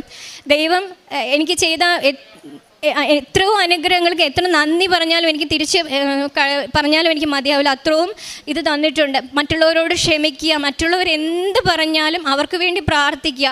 പ്രത്യേകിച്ച് ഞാൻ എല്ലാ ദിവസവും നിയോഗ ജപമാല, സമ്പൂർണ്ണ ജപമാല ഞാൻ ചൊല്ലും. മുട്ടിലെ നീന്തിയൊക്കെ ഞാൻ ചൊല്ലുന്ന വ്യക്തിയാണ്. അപ്പോൾ മരിച്ചവരുടെ ആത്മാക്കൾക്ക് വേണ്ടിയിട്ട്, അനുതപിക്കാത്ത എല്ലാവർക്കും വേണ്ടിയിട്ട്, ഇൻക്ലൂഡിങ് നമ്മളും പാപികളാണ്, നമുക്കും വേണ്ടിയിട്ടും നിത്യമായ അനുതാപത്തോടുകൂടി വിശുദ്ധിയിൽ എളിമപ്പെട്ട് പൂർണ്ണമായ ദൈവാശ്രയത്വത്തിൽ ഉടമ്പടി ജീവിക്കുവാനുള്ള കൃപ നൽകണമേ എന്ന് പറഞ്ഞ് ഞാൻ എല്ലാ ദിവസവും പ്രാർത്ഥിക്കാറുണ്ട്. ഞാൻ അടുത്ത കാരുണ്യ പ്രവൃത്തികളാണ്. പറഞ്ഞാൽ ഒത്തിരി സമയം പറയാനുണ്ട്, അതുകൊണ്ട് ഞാൻ വളരെ ചുരുക്കി പറയണം. കാരുണ്യ പ്രവൃത്തികൾ എന്ന് പറയുന്നത് എല്ലാം ഞാൻ ഈശോയോട് പ്രാർത്ഥിക്കുന്നതും ദൈവത്തിനും മാതാവിനോട് പ്രാർത്ഥിക്കുന്നത് ഇത്രയേ ഉള്ളൂ. എൻ്റെ ശരീരവും മനസ്സും കൊണ്ട് ബാക്കിയുള്ളവർക്ക് ചെയ്തു കൊടുക്കാൻ, ദൈവത്തെ സ്നേഹിച്ച് ചെയ്തു കൊടുക്കാൻ പറ്റുന്ന എല്ലാ കാര്യങ്ങളും, കുഞ്ഞുങ്ങൾക്ക് പഠിക്കാനുള്ള സഹായം, പഠനത്തിന് ഉപകരണങ്ങൾ, പിന്നെ രോഗികൾക്ക് ധനസഹായമായിട്ട് കൊടുക്കാറുണ്ട്, വസ്ത്രമില്ലാത്തവർക്ക് വസ്ത്രം മേടിച്ചു കൊടുക്കാറുണ്ട്, അനാഥാലയങ്ങൾ അവർക്ക് വിസിറ്റ് ചെയ്ത് അവർക്ക് അരിയും സാധനങ്ങളും വാങ്ങിച്ചു കൊടുക്കാറുണ്ട്, തളർന്നിരുന്ന ആൾക്കാർക്ക് ആശ്വാസം പകരാനായിട്ട് അവരോട് സംസാരിക്കാറുണ്ട്. പിന്നെ ഞാനൊരു കോൺവെൻറ്റ് സ്കൂളിൽ പഠിച്ചതാണ്, സെൻറ്റ് ഗൊറേറ്റീസ്. സിസ്റ്റേഴ്സിനെ പോയി കാണാറുണ്ട്. അവിടുത്തെ സിസ്റ്റേഴ്സ് രോഗമുള്ളവർക്കൊക്കെ ഞാൻ തൈലം തൂത്ത് പ്രാർത്ഥിച്ച് കൊടുക്കാറൊക്കെ ഉണ്ട്. എല്ലാവർക്കും വേണ്ടിയിട്ട്, വിശുദ്ധർക്ക് വേണ്ടിയിട്ടും, സിസ്റ്റേഴ്സ്, ഫാദേഴ്സ്, ലോകത്തിലുള്ള എല്ലാവർക്കും വേണ്ടിയിട്ട് എല്ലാ ദിവസവും മധ്യസ്ഥം പ്രാർത്ഥിക്കാറുണ്ട്. പിന്നെ പ്രേക്ഷിത പ്രവർത്തനങ്ങൾ എനിക്ക് ചെയ്യാൻ ഏറ്റവും ഇഷ്ടമുള്ളത് പ്രേക്ഷിത പ്രവർത്തനമാണ്. ഇവിടുന്ന് ഞാൻ 6-7 കെട്ട് പത്രം വാങ്ങിക്കും. മെഡിക്കൽ കോളേജിൻ്റെ നല്ല തിരക്കുള്ള റോഡിൽ തന്നെ പോകും. ഞാൻ അകത്ത് കയറി പേഷ്യൻസിൻ്റെ കയ്യിൽ കൊണ്ട് കൊടുക്കുകയല്ല ചെയ്യുന്നത്, പബ്ലിക്കലി നിന്ന് തന്നെ പറയും. സൂപ്പർ മാർക്കറ്റിലും എല്ലാ സ്ഥലത്തും ഡോക്ടേഴ്സിനും പോലീസിനും ഒക്കെ ഞാൻ കൊടുത്തിട്ടുണ്ട് പത്രം. ചിലവർ തിരിച്ച് നമുക്ക് നല്ല ഇതല്ലാത്ത വർത്തമാനങ്ങളും എല്ലാം പറയും. പക്ഷെ ഞാൻ അവർക്ക് വേണ്ടിയും പ്രാർത്ഥിക്കണം. ദൈവമേ, അവരെയും നീ ഏറ്റെടുക്കണേ, അവർക്ക് ഈശോനെ അറിയാനുള്ളൊരു കൃപ കൊടുക്കണമേ എന്ന് പ്രാർത്ഥിക്കാറുണ്ട്. എല്ലാ ദിവസവും എല്ലാ രോഗികൾക്കും, എല്ലാ മക്കൾക്കും വേണ്ടിയിട്ട് പ്രാർത്ഥിക്കാറുണ്ട്. ഇവിടെ വന്ന് ഉടമ്പടി എടുത്തുന്ന ഓരോ മക്കളെയും അമ്മയുടെ പ്രത്യക്ഷീകരണത്തിൻ്റെ സാക്ഷിയാക്കിയ ദൈവനാമത്തിൽ ഉയർത്തണമെന്ന് പ്രാർത്ഥിക്കാറുണ്ട്. ഇത്രയും അനുഗ്രഹങ്ങൾ ഇനിയും പറയാൻ ഒത്തിരിയുണ്ട്. സമയം ചുരുക്കമുള്ളത് കൊണ്ട് ഞാൻ കുറച്ചേ പറയുന്നുള്ളൂ. ഇത്രയും അനുഗ്രഹം എനിക്ക് തന്ന എൻ്റെ പരിശുദ്ധ അമ്മയ്ക്കും തിരുകുമാരനും കൊടാനുകൂടി നന്ദി പറഞ്ഞുകൊണ്ട് ഞാൻ ഒരു വചനം കൂടെ പറഞ്ഞിട്ട് നിർത്തുവാണ്. എൻ്റെ ദൈവമായ കർത്താവിൻ്റെ ശക്തമായ പ്രവൃത്തികളുടെ സാക്ഷ്യമായി ഞാൻ വരും, അവിടുത്തെ നാമം ഞാൻ പ്രകീർത്തിക്കും. സങ്കീർത്തനം 73:16. ശുദ്ധ അമ്മ ജീവനോടെ പ്രത്യക്ഷപ്പെട്ട ഈ അൾത്താരയിൽ നിന്ന് സാക്ഷ്യം പറയുന്നതിന് എന്നെ അനുഗ്രഹിച്ച എൻ്റെ അമ്മ മാതാവിനും ഈശോയ്ക്കും കോടാനുകൂടി നന്ദി പറയുന്നു. എൻ്റെ പേര് മിനി, ഞാൻ കൂനമാവിൽ നിന്ന് വരുന്നു. 2023 മാർച്ച് 8 തീയതിയാണ് ഞാൻ ആദ്യമായി ഉടമ്പടി എടുക്കുന്നത്. മോന് വിദേശത്തൊരു ജോലിക്ക് വേണ്ടിയിട്ടായിരുന്നു ഉടമ്പടി എടുത്തത്. മോള് വിദേശത്തായിരുന്നു. മോള് ഞങ്ങൾക്ക് വേണ്ടി വിസ അപ്ലൈ ചെയ്യാൻ ഏജൻസിയെ സമീപിച്ചപ്പോൾ ഏജൻസി പറഞ്ഞിരുന്നു, ചേട്ടൻ മൂത്താളായതുകൊണ്ട് ചേട്ടന് വിസ കിട്ടാൻ വളരെ ബുദ്ധിമുട്ടായിരിക്കുമെന്ന് പറഞ്ഞിരുന്നു. എങ്കിലും മാതാവിനോട് ഞങ്ങൾ പ്രാർത്ഥിച്ചു. ഞാൻ ഉടമ്പടി എടുത്തു. ഞങ്ങൾ ഉടമ്പടി എടുത്ത് കഴിഞ്ഞ ഉടനെ തന്നെ പാസ്പോർട്ട് റിക്വസ്റ്റ് വന്നു വിസ അടിക്കാനുള്ള. മോന് വന്നില്ല. ഒരാഴ്ച ഞങ്ങൾ വെയിറ്റ് ചെയ്തു. അപ്പോൾ എൻ്റെ അനിയത്തി പറഞ്ഞു, മോനെ കൊണ്ട് നമുക്ക് ഉടമ്പടി എടുപ്പിക്കാം. അങ്ങനെ ഞങ്ങൾ മോന് ഉടമ്പടി എടുത്തു. ഉടമ്പടി എടുത്ത് വീട്ടിൽ ചെന്ന ഉടനെ തന്നെ 5 മിനിറ്റ് പോലും ആയി കാണില്ല, മോള് വിളിച്ചു പറഞ്ഞു ചേട്ടനും പാസ്പോർട്ട് റിക്വസ്റ്റ് വന്നു. അത് ഞങ്ങളെ വളരെയധികം അത്ഭുതപ്പെടുത്തി. ഇത്രയും വലിയ അനുഗ്രഹം തന്ന മാതാവിനും ഈശോയ്ക്കും കോടാനോട് നന്ദി. ഞങ്ങൾ കാനഡയിലെത്തി. പിന്നെ മോന് വേണ്ടി ഞങ്ങൾ ജോലി അന്വേഷിച്ചു. ഒത്തിരി സ്ഥലത്ത് അന്വേഷിച്ചു, ഒന്നും ശരിയായില്ല. പിന്നീട് മോള് ജോലി ചെയ്യുന്ന പാർട്ട് ടൈം ചെയ്യുന്ന ജോലി സ്ഥലത്ത് തന്നെ മാനേജറിനോട് സംസാരിച്ചപ്പോൾ മാനേജർ ഓണറിൻ്റെ അടുത്ത് നമുക്ക് ചോദിക്കാമെന്ന് പറഞ്ഞു. അങ്ങനെ ഓണറിൻ്റെ അടുത്ത് സംസാരിച്ച് ഓണർ അവിടെ വേക്കൻസി ഒന്നും ഉണ്ടായിരുന്നില്ല അവിടെ, എങ്കിലും ഓണർ മോന് ജോലി കൊടുക്കാമെന്ന് പറഞ്ഞു. അങ്ങനെ പേപ്പർ വർക്കുകൾ സ്റ്റാർട്ട് ചെയ്തു. പേപ്പർ വർക്കുകൾ നടന്നുകൊണ്ടിരിക്കുന്ന സമയത്ത് തന്നെ ഒരു ദിവസം ഓണർ മോളെ വിളിച്ചിട്ട് പറഞ്ഞു, ഗവൺമെൻറ്റിൽ നിന്ന് മെയിൽ വന്നിരുന്നു, മോൻ്റെ പേപ്പർ വർക്കിൽ എന്തോ തടസ്സമുണ്ട്, അതുകൊണ്ട് അപ്രൂവലാകാൻ സാധിക്കില്ല എന്ന് പറഞ്ഞു. ഇത് കേട്ടപ്പോൾ ഞങ്ങൾ തളർന്നു പോയി. ആകെ ഒരു പ്രതീക്ഷ അതായിരുന്നു. തളർന്നു പോയി, കരഞ്ഞു, ഒത്തിരി പ്രാർത്ഥിച്ചു. മോള് മാനേജറിനെ വിളിച്ച് പറഞ്ഞു, മോള് ജോലി ചെയ്യുന്ന സ്ഥലത്തു നിന്നും റിസൈൻ ചെയ്തിട്ട് ചേട്ടന് പകരം മോള് കയറിക്കോളാം എന്ന് മാനേജറിൻ്റെ അടുത്ത് സംസാരിച്ചു. മാനേജർ പറഞ്ഞു, ഞാൻ ഓണറായിട്ട് സംസാരിക്കട്ടെ എന്ന് പറഞ്ഞു. ഒരു 5 മിനിറ്റ് കഴിഞ്ഞപ്പോഴേക്കും മാനേജർ തിരിച്ച് മോളെ വിളിച്ചിട്ട് പറഞ്ഞു, ആ സമയത്ത് ആ ഒരു 5 മിനിറ്റിനിടയിൽ ഓണറിനെ ഗവൺമെൻറ്റിൽ നിന്നും ഒരു മാഡം വിളിച്ചിരുന്നു. ഇതിനൊരു സൊല്യൂഷൻ ഉണ്ട്, ആ സൊല്യൂഷൻ നമുക്ക് ചെയ്ത് നോക്കാം എന്ന് പറഞ്ഞു. അപ്പോൾ ഓണർ മാനേജറിൻ്റെ അടുത്ത് പറഞ്ഞു, അവരോട് പറയണ്ട, അവർക്ക് ഇനി ഒരു ആശ കൊടുക്കണ്ട, അവരാകെ സങ്കടത്തിലാണ്, അതുകൊണ്ട് അവരോട് പറയണ്ട എന്ന് പറഞ്ഞെങ്കിലും മാനേജർ പറഞ്ഞു, ഇല്ല, അവർക്ക് നമുക്കിത് പറയുമ്പോൾ അവർക്കൊരാശ്വാസമായിരിക്കും എന്ന് പറഞ്ഞിട്ട് മാനേജർ ഇങ്ങനെ പറഞ്ഞു. എന്നിട്ട് ഓണറും മാനേജറും പറഞ്ഞു നമുക്ക് പ്രാർത്ഥിക്കാമെന്ന്. അതൊരു വെള്ളിയാഴ്ചയായിരുന്നു. ഞാൻ എൻ്റെ അനിയത്തി വിളിച്ച് പറഞ്ഞു. അനിയത്തി ഓടി ഇവിടെ വന്ന് കരഞ്ഞ് അമ്മയോട് പ്രാർത്ഥിച്ചു. ശനിയും ഞായറും കഴിഞ്ഞു. തിങ്കളാഴ്ച രാവിലെ മോള് ജോലിക്ക് പോകാൻ ഇറങ്ങി. അത് കഴിഞ്ഞപ്പോൾ ഞാൻ 3 പ്രത്യക്ഷീകരണ പ്രാർത്ഥന ചെല്ലാം എന്നെനിക്ക് മനസ്സിൽ തോന്നി. ഞാൻ ആദ്യത്തെ പ്രാർത്ഥന കഴിഞ്ഞു. 2ാമത്തെ പ്രാർത്ഥന ചൊല്ലാൻ തുടങ്ങിയിട്ടുള്ളൂ. അപ്പോഴേക്കും മോള് വിളിച്ചു പറഞ്ഞു, ചേട്ടന് ജോലിയുടെ കാര്യം അപ്രൂവലായിരുന്നു. അങ്ങനെ മാതാവ് ഞങ്ങളെ 2ാമതും അനുഗ്രഹിച്ചു. പിന്നെ ഒരു സാക്ഷ്യമുള്ളത് എൻ്റെ ഒരു രോഗസൗഖ്യമാണ്. എനിക്ക് 5 വർഷത്തിന് മേലെയായിട്ട് യൂറിനറി ഇൻഫെക്ഷൻ വരുമായിരുന്നു. കോവിഡ് പോസിറ്റീവ് ആയതിനു ശേഷം ഈ യൂറിനറി ഇൻഫെക്ഷൻ തുടർച്ചയായി വന്നു തുടങ്ങി. ഞാൻ ഏകദേശം ഒരു 9 ഹോസ്പിറ്റലിൽ കാണിച്ചു. അതിൽ 8 ഹോസ്പിറ്റലിലും അഡ്മിറ്റായിട്ടാണ് ഞാൻ ആൻറ്റിബയോട്ടിക് എടുത്തിരുന്നത്. എന്നിട്ടും ഒരു കുറവുണ്ടായിരുന്നില്ല. ഞാൻ ഉടമ്പടി എടുത്തതിന് ശേഷം മാതാവിൻ്റെ അടുത്ത് ഞാനത് പറഞ്ഞോന്ന് എനിക്ക് ഓർമ്മയില്ല. പക്ഷേ എനിക്ക് പിന്നെ ആ ഒരു ബുദ്ധിമുട്ട് എനിക്ക് വന്നിട്ടില്ല. അത് കഴിഞ്ഞ ശേഷമാണ് ഞങ്ങൾ കാനഡയിലേക്ക് പോകുന്നത്. അതിന് മുന്നേ ഞങ്ങൾ ഡോക്ടറെ കൺസൾട്ട് ചെയ്തിട്ട് കുറച്ച് മെഡിസിൻസൊക്കെ കൊണ്ടുപോകാൻ വാങ്ങിച്ചപ്പോൾ ഞാൻ ഈ യൂറിനറി ഇൻഫെക്ഷനുള്ള മരുന്ന് ഞാൻ വാങ്ങിച്ചു. എന്നിട്ട് ഞാൻ അമ്മ മാതാവിനോട് പറഞ്ഞു, അമ്മേ ഞാൻ ഇത് വാങ്ങിക്കുന്നുണ്ട്, പക്ഷേ ഞാനിത് കഴിക്കില്ല, ഞാൻ എന്നാണോ തിരിച്ചു വരുന്നത് അത് ഞാൻ തിരിച്ചു കൊണ്ടുവരുമെന്ന് പറഞ്ഞു. ഞങ്ങൾ ഇന്നലെയാണ് കാനഡയിൽ നിന്ന് വന്നത്. ഞാൻ ആ മരുന്ന് തിരിച്ചു കൊണ്ടുവന്നിട്ടുണ്ട്, ഞാൻ ഇതുവരെയും കഴിച്ചിട്ടില്ല. അങ്ങനെ എനിക്ക് അമ്മ ഒരു രോഗസൗഖ്യം തന്നു. അതുകൂടാതെ ഞങ്ങൾക്ക് വേറൊരു അനുഗ്രഹം കിട്ടിയെന്ന് പറഞ്ഞാൽ, കഴിഞ്ഞ വർഷം മോന് ജോലി കിട്ടുന്നതിന് മുന്നേ ബഹുമാനപ്പെട്ട നമ്മുടെ ജോസഫ് അച്ഛൻ ടൊറൻറ്റോയിൽ ധ്യാനം നടത്തിയായിരുന്നു. എനിക്ക് ധ്യാനത്തിന് പോകാൻ വളരെ ആഗ്രഹമായിരുന്നു. മോളോട് സംസാരിച്ചപ്പോൾ മോള് പറഞ്ഞു, മോൾക്ക് സങ്കടപ്പെട്ടിട്ടാണ് മോള് പറഞ്ഞത്, മമ്മി അന്ന് മോള് മാത്രമേ ജോലി ചെയ്യുന്നുള്ളൂ, മമ്മി നമ്മൾ 3 ദിവസം അല്ലെങ്കിൽ 4 ദിവസം വേണം നമ്മളിപ്പോൾ ധ്യാനത്തിന് പോകുന്നുണ്ടെങ്കിലും. അതുകൂടാതെ ഞങ്ങൾ താമസിക്കുന്ന സ്ഥലവും അച്ഛൻ ധ്യാനം നടത്തുന്ന സ്ഥലവും 3 മണിക്കൂറോളം ഫ്ലൈറ്റ് യാത്രയുണ്ട്. അപ്പോൾ ആ ഫ്ലൈറ്റിനുള്ള പൈസയും പിന്നെ അവിടെ നമുക്ക് താമസ സൗകര്യത്തിനുള്ള പൈസയും എല്ലാം കൂടി ആകുമ്പോൾ ഒരു എമൗണ്ട് ആവും. അപ്പോൾ നമുക്ക് നാട്ടിൽ ചെല്ലുമ്പോൾ കൂടിയാൽ പോരേ മമ്മിയെന്ന് പറഞ്ഞു. അപ്പം ഞാൻ സങ്കടത്തോടെ ആണെങ്കിലും മതി മോളെന്ന് പറഞ്ഞു. മോള് ജോലിക്ക് പോയി കഴിഞ്ഞപ്പോൾ ഞാൻ അമ്മയോട് പറഞ്ഞു, അമ്മ ഞങ്ങൾ വരണില്ല കേട്ടോ, എൻ്റെ മോൾക്ക് മാത്രമേ ജോലിയുള്ളൂ എന്ന് അമ്മയ്ക്ക് അറിയാമല്ലോ, അതുകൊണ്ട് മോളുടെ കയ്യിൽ അത്രയും പൈസ കാണില്ല, അതുകൊണ്ട് ഞങ്ങൾ വന്നില്ല കേട്ടോ എന്ന് ഞാൻ സങ്കടത്തോടെ പറഞ്ഞു.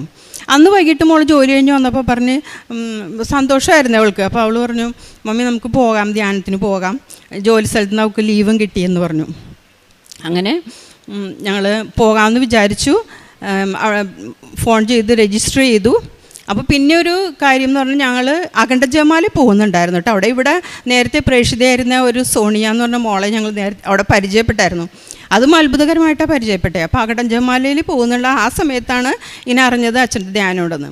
അപ്പോൾ അവരെല്ലാവരും നേരത്തെ തന്നെ ബുക്ക് ചെയ്തു. അപ്പോൾ അവരൊക്കെ പറഞ്ഞു ഒത്തിരി പൈസയായിട്ടുണ്ട്, ലഗേജിനൊക്കെ സെപ്പറേറ്റ് പൈസ കൊടുക്കണമെന്ന് പറഞ്ഞു. അങ്ങനെ അത് കഴിഞ്ഞ് മോള് വിളിച്ച് ചോദിച്ചു, എയർ കാനഡയിൽ വിളിച്ച് ചോദിച്ചു, ടിക്കറ്റിൻ്റെ കാര്യം സംസാരിച്ചു. ഞങ്ങൾക്ക് വളരെ ചീപ്പായിട്ട് തന്നെ ടിക്കറ്റ് കിട്ടുകയും ചെയ്തു. ലഗേജിന് പൈസയുമായില്ല. അങ്ങനെ ഞങ്ങൾ ധ്യാനം കൂടി തിരിച്ചു വന്ന സമയത്ത് 4 മണിക്കായിരുന്നു ഞങ്ങളുടെ ഫ്ലൈറ്റ്. 4 മണിക്ക് ഫ്ലൈറ്റ് ഞങ്ങൾ എയർപോർട്ടിൽ ചെല്ലുമ്പോൾ 4 മണിക്കത്തെ ഫ്ലൈറ്റ് ഡിലേ ആയി. 9 മണിക്കാണെന്ന് പറഞ്ഞു. 9 മണിക്കും ഡിലേ ആയി. പിന്നെ 11 മണിയായപ്പോൾ അത് ക്യാൻസലായപ്പോൾ ഞങ്ങൾക്ക് അവർ ടിക്കറ്റ് അടുത്ത ദിവസത്തേക്കുള്ള ടിക്കറ്റ് എടുത്ത് തന്നു. അതുകൂടെ അതവർ ഭക്ഷണത്തിലുള്ള കാര്യങ്ങളെല്ലാം അവർ തന്നായിരുന്നു.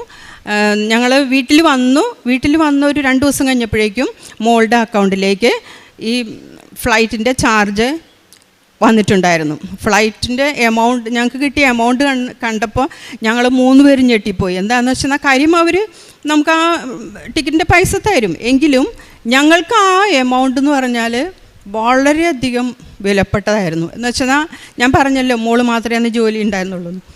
അങ്ങനെ ഞങ്ങൾക്ക് ആ മാസത്തേക്കുള്ള ചിലവ് കാശും കൂടെ അമ്മ ഞങ്ങൾക്ക് അനുഗ്രഹിച്ചു. ഇത്രയും വലിയ അനുഗ്രഹം അമ്മ തന്നതിന് ഞങ്ങൾ കോടാനോട് നന്ദി പറയുവാണ്.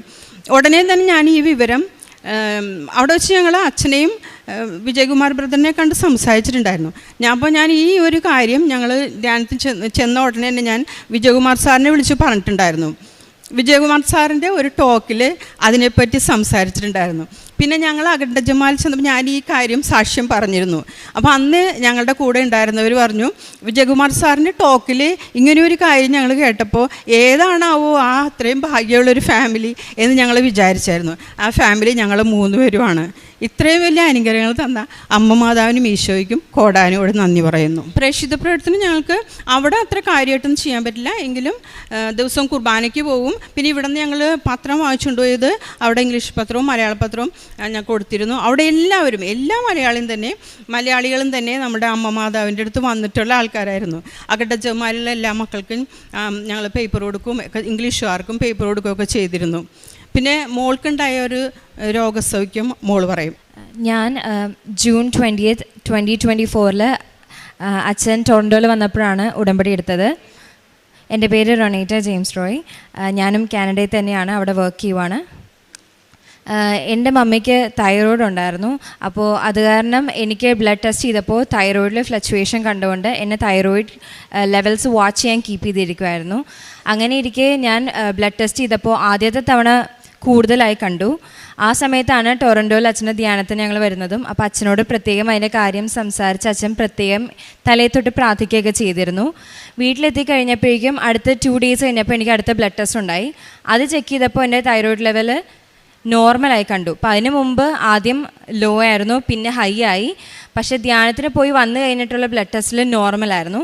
അപ്പോൾ ഡോക്ടേഴ്സിന് എല്ലാവർക്കും ഒരു വണ്ടറായിരുന്നു എന്തുകൊണ്ടാണ് ഫ്ലക്ച്വേറ്റ് ചെയ്തത്. അപ്പോൾ അത് കാരണം ഈ തവണ ചിലപ്പോൾ ഫ്ലക്ച്വേഷനിൽ വന്ന ഒരു ലെവലിലൊരു മിസ്റ്റേക്ക് ആയിരിക്കും എന്ന് കരുതി അവർ ഒരു ബ്ലഡ് ടെസ്റ്റും കൂടെ പറഞ്ഞു. അടുത്ത തവണയും ബ്ലഡ് ടെസ്റ്റ് ചെയ്തപ്പോൾ അതും നോർമലായി. ഇത് മാതാവ് തന്ന അനുഗ്രഹമായിട്ട് എനിക്ക് തോന്നി. എന്നുവെച്ചാൽ ഞാൻ ഒരു മരുന്ന് പോലും കഴിച്ചില്ല. അവരെനിക്ക് മരുന്ന് തന്നിരുന്നു, തൈറോക്സിൻ തന്നിരുന്നു കഴിക്കാനെങ്കിലും ഞാനത് കഴിച്ചില്ല. അതിന് പകരമായി ഞാൻ മാതാവിൻ്റെ ഉപ്പ് കഴിക്കുകയും പിന്നെ മാതാവിൻ്റെ തൈലം എപ്പോൾ പുറത്ത് പോകുന്നതിന് മുമ്പ് ഞങ്ങൾ തേക്കുക. ഞങ്ങൾ 3 പേരും വീടിന് പുറത്ത് ജോലിക്കോ അല്ലെങ്കിൽ ചുമ്മാ പുറത്തേക്ക് പോയാൽ പോലും ഞങ്ങൾ തൈലം തേച്ചും എപ്പോഴും പ്രാർത്ഥിക്കുമായിരുന്നു. എൻ്റെ പേര് റൊണൈൽ. ഇത്രയും വലിയ അനുഗ്രഹം തന്ന അമ്മയ്ക്കും ഈശോയ്ക്കും കോടാനുകോടാൻ നന്ദി. പരിശുദ്ധ ദേവമാതാവ് പ്രത്യക്ഷപ്പെട്ട ഈ അൾത്താരയിൽ വന്ന് ഒരു സാക്ഷ്യം പറയുവാൻ എന്നെയും എൻ്റെ കുടുംബത്തെയും അനുഗ്രഹിച്ച കൃപാസന മാതാവിനും തിരുക്കുമാനും ആദ്യമേ തന്നെ ഒരുപാട് നന്ദി പറയുന്നു. എൻ്റെ പേര് ടിനു, ഇതെൻ്റെ ഹസ്ബൻഡ് ജീത്തു, ഇത് ഞങ്ങളുടെ 2 കുട്ടികൾ. ഞങ്ങൾ ആദ്യമായി ഉടമ്പടി എടുത്തത് ഓൺലൈൻ വഴിയാണ് ഉടമ്പടി എടുത്തത് ഓഗസ്റ്റ് 7, 2024. അതിനുശേഷം ഹസ്ബൻഡ് ഇവിടെ വന്ന് തീർത്ഥാടന ഉടമ്പടി എടുത്തു സെപ്റ്റംബർ 18, 2024. ഞങ്ങൾ മെയിൻലി ഉടമ്പടി എടുക്കാനുള്ള കാരണം ഈ ഒരു കുഞ്ഞിൻ്റെ ജനനമാണ്. ഇവൾ ശരിക്കും ഞങ്ങൾക്കൊരു മിറാക്കിൾ ബേബിയാണ്. ഇവളുടെ പേര് എമീറ എന്നാണ്. ഞാനും ഹസ്ബൻഡും ബഹ്റൈനിൽ ജോലി ചെയ്യുകയായിരുന്നു. 2024 ജൂലൈയിൽ ഞാനവിടെ നേഴ്സും ഹസ്ബൻഡ് അവിടെ IT-യിലും ജോലി ചെയ്തുകൊണ്ടിരിക്കുകയായിരുന്നു. ഞങ്ങൾ അവിടുന്ന് ബഹ്റൈനിൽ നിന്ന് ജോലിയെല്ലാം നിർത്തി നാട്ടിലോട്ട് പോരാൻ ഇരിക്കുകയാണ്. ഞങ്ങളുടെ ജീവിതത്തെ തന്നെ മാറ്റിമറിച്ച് ഈ സംഭവം നടക്കുന്നത്. 2024 ജൂലൈ 28-ാം തീയതി എൻ്റെ ബഹ്റൈനിലെ ഞാൻ മിലിറ്ററി ഹോസ്പിറ്റലിലാണ് ജോലി ചെയ്യുന്ന നേഴ്സായിട്ട്. അവിടുത്തെ എൻ്റെ കോൺട്രാക്റ്റ് തീർന്നു. അതിനുശേഷം കുറച്ച് പേപ്പർ വർക്ക്സിനായിട്ട് ഞാൻ അവിടെ നിൽക്കേണ്ടി വന്നു. അപ്പം ഞാൻ 26 വീക്സ് പ്രഗ്നൻ്റ് ആണ്. ആ സമയത്താണ് എനിക്ക് ചെറുതായിട്ടൊരു വയറുവേദന വന്നു. പക്ഷേ ഹോസ്പിറ്റലിൽ പോയപ്പം അവർ പറഞ്ഞു കുഴപ്പമൊന്നും ഇല്ല എന്ന് പറഞ്ഞ് എന്നെ തിരിച്ചു വിട്ടു. അങ്ങനെ 1, 2 അല്ല 3 ദിവസം ഞാനിങ്ങനെ ഹോസ്പിറ്റലിൽ പോയി. പക്ഷേ ഡെലിവറിയുടേതായ ഒരു സിംറ്റംസും ഇല്ല എന്ന് പറഞ്ഞിട്ട് അവരെന്നെ തിരിച്ചു വിട്ടു. പക്ഷേ അത് ശരിക്കും അത് കൺട്രാക്ഷൻ പെയിൻ ആയിരുന്നു. എനിക്ക് പെയിൻ കൂടി വന്നു. അപ്പോൾ ലാസ്റ്റ് ഡേ ഒരു മോർണിംഗ് 2 o'clock ആയപ്പോൾ ഞാൻ വീണ്ടും ഹോസ്പിറ്റലിൽ ചെന്നപ്പോൾ ഡോക്ടർ പറഞ്ഞു അഡ്മിറ്റ് ആയിക്കോ, പക്ഷേ ഡെലിവറി ആവാനുള്ള സാധ്യതയൊന്നുമില്ല, എനിവേ ഒബ്സർവേഷന് കിടക്കാമെന്ന് പറഞ്ഞ് അങ്ങനെ അഡ്മിറ്റായി. ഓൾറെഡി ഹസ്ബൻഡിൻ്റെ വിസ തീർന്നു. ഹസ്ബൻഡ് വിസ ക്യാൻസൽ ചെയ്തു. അതിനുശേഷം വിസിറ്റിംഗ് വിസയിൽ എന്നെ കൊണ്ടാകാൻ വേണ്ടി ബഹ്റൈനിലോട്ട് തിരിച്ചു കയറി വന്നു. ഞാനും എൻ്റെ വിസ ക്യാൻസൽ ചെയ്യാൻ വേണ്ടി ഹോസ്പിറ്റലിൽ കൊടുത്തിരിക്കുകയാണ്. അപ്പം ആ ഒരു ഗ്യാപ്പിലാണ് ഞങ്ങൾക്ക് ഈ ഒരു സംഭവം നടക്കുന്നത്. അങ്ങനെ ഞാൻ ഹോസ്പിറ്റലിൽ അഡ്മിറ്റായി. മോർണിംഗ് ഒരു 2 o'clock ഞാൻ അഡ്മിറ്റായി. അങ്ങനെ വാർഡിലാണ് അഡ്മിറ്റ് ആകുന്നത്. 5 o'clock ഒക്കെ ആയപ്പോഴേക്കും എനിക്ക് പെയിൻ സഹിക്കാതെ അങ്ങനെ വാർഡ് ബെഡിൽ തന്നെ ഞാൻ ഡെലിവറി ആവുകയായിരുന്നു. ശരിക്കും ഡെലിവറി ആയിക്കഴിഞ്ഞ ശേഷം പെട്ടെന്ന് എമർജൻസി ടീമെല്ലാം ഓടി വന്നു, കുഞ്ഞിനെ NICUയിലോട്ട് കൊണ്ടുപോയി. അപ്പോൾ അവൾ 26 വീക്സ്, അതായത് 6.5 month ആയതേ ഉണ്ടായിരുന്നുള്ളൂ. ശരിക്കും കുഞ്ഞിനെ NICU കൊണ്ടുപോയി. ഞാൻ ഡെലിവറി ചെയ്യും. പക്ഷേ എനിക്ക് പ്രശ്നങ്ങളൊന്നും ഇല്ലായിരുന്നു. കുഞ്ഞ് എക്സ്ട്രീം പ്രീ ടൈം ആയതുകൊണ്ട് കുറേ കോംപ്ലിക്കേഷൻസ് അവൾ ഫേസ് ചെയ്യേണ്ടി വന്നു. ശരിക്കും ഈ ഡെലിവറി കഴിഞ്ഞപ്പം ഞങ്ങൾക്ക് എന്താ ചെയ്യേണ്ടതെന്ന് അറിയത്തില്ല. ഞങ്ങളുടെ പേരൻസ് ആരും കൂടെയില്ല. എൻ്റെ വിസ തീർന്നു, ഹസ്ബൻഡിൻ്റെ വിസ തീർന്നു, ഞങ്ങളുടെ ജോലി പോയി. ഞങ്ങൾക്ക് എന്താ ചെയ്യേണ്ടതെന്ന് അറിയത്തില്ല. അതുപോലെ ഞങ്ങളുടെ ഫ്ലാറ്റ് ഞങ്ങൾ കൊടുത്തു. അതായത് ഞങ്ങൾ അവിടുന്ന് പോരുന്നതുകൊണ്ട് ഞങ്ങളുടെ മുമ്പിൽ 3 പെട്ടികൾ മാത്രമേ ഉണ്ടായിരുന്നുള്ളൂ. സത്യം പറഞ്ഞാൽ ഇടാൻ ഡ്രസ്സ് പോലും ഇല്ലായിരുന്നു ഞങ്ങൾക്ക്. ഞങ്ങളുടെ ഈ 3 പെട്ടികളും ഞങ്ങളും മാത്രമേ ഉള്ളായിരുന്നു. ഞങ്ങൾ വിസ ക്യാൻസൽ ചെയ്ത് പാസ്പോർട്ട് കിട്ടി വീട്ടിൽ പോകാൻ വേണ്ടി ഇരുന്ന ഞങ്ങളാണ്. പെട്ടെന്നാണ് ഇത് സംഭവിച്ചത്. പെട്ടെന്ന് ഞങ്ങൾ പ്ലാൻ ചെയ്തത് എല്ലാം മാറി മറിഞ്ഞു. പക്ഷേ കുഞ്ഞുണ്ടായ സമയത്ത് NICUയിലോട്ട് ഷിഫ്റ്റ് ചെയ്തു. പിന്നെ ഞങ്ങളുടെ മുന്നിൽ കൊച്ചൊരു സൈഡിൽ പ്ലസ് ഞങ്ങളുടെ പ്രശ്നങ്ങൾ വേറെ സൈഡിൽ.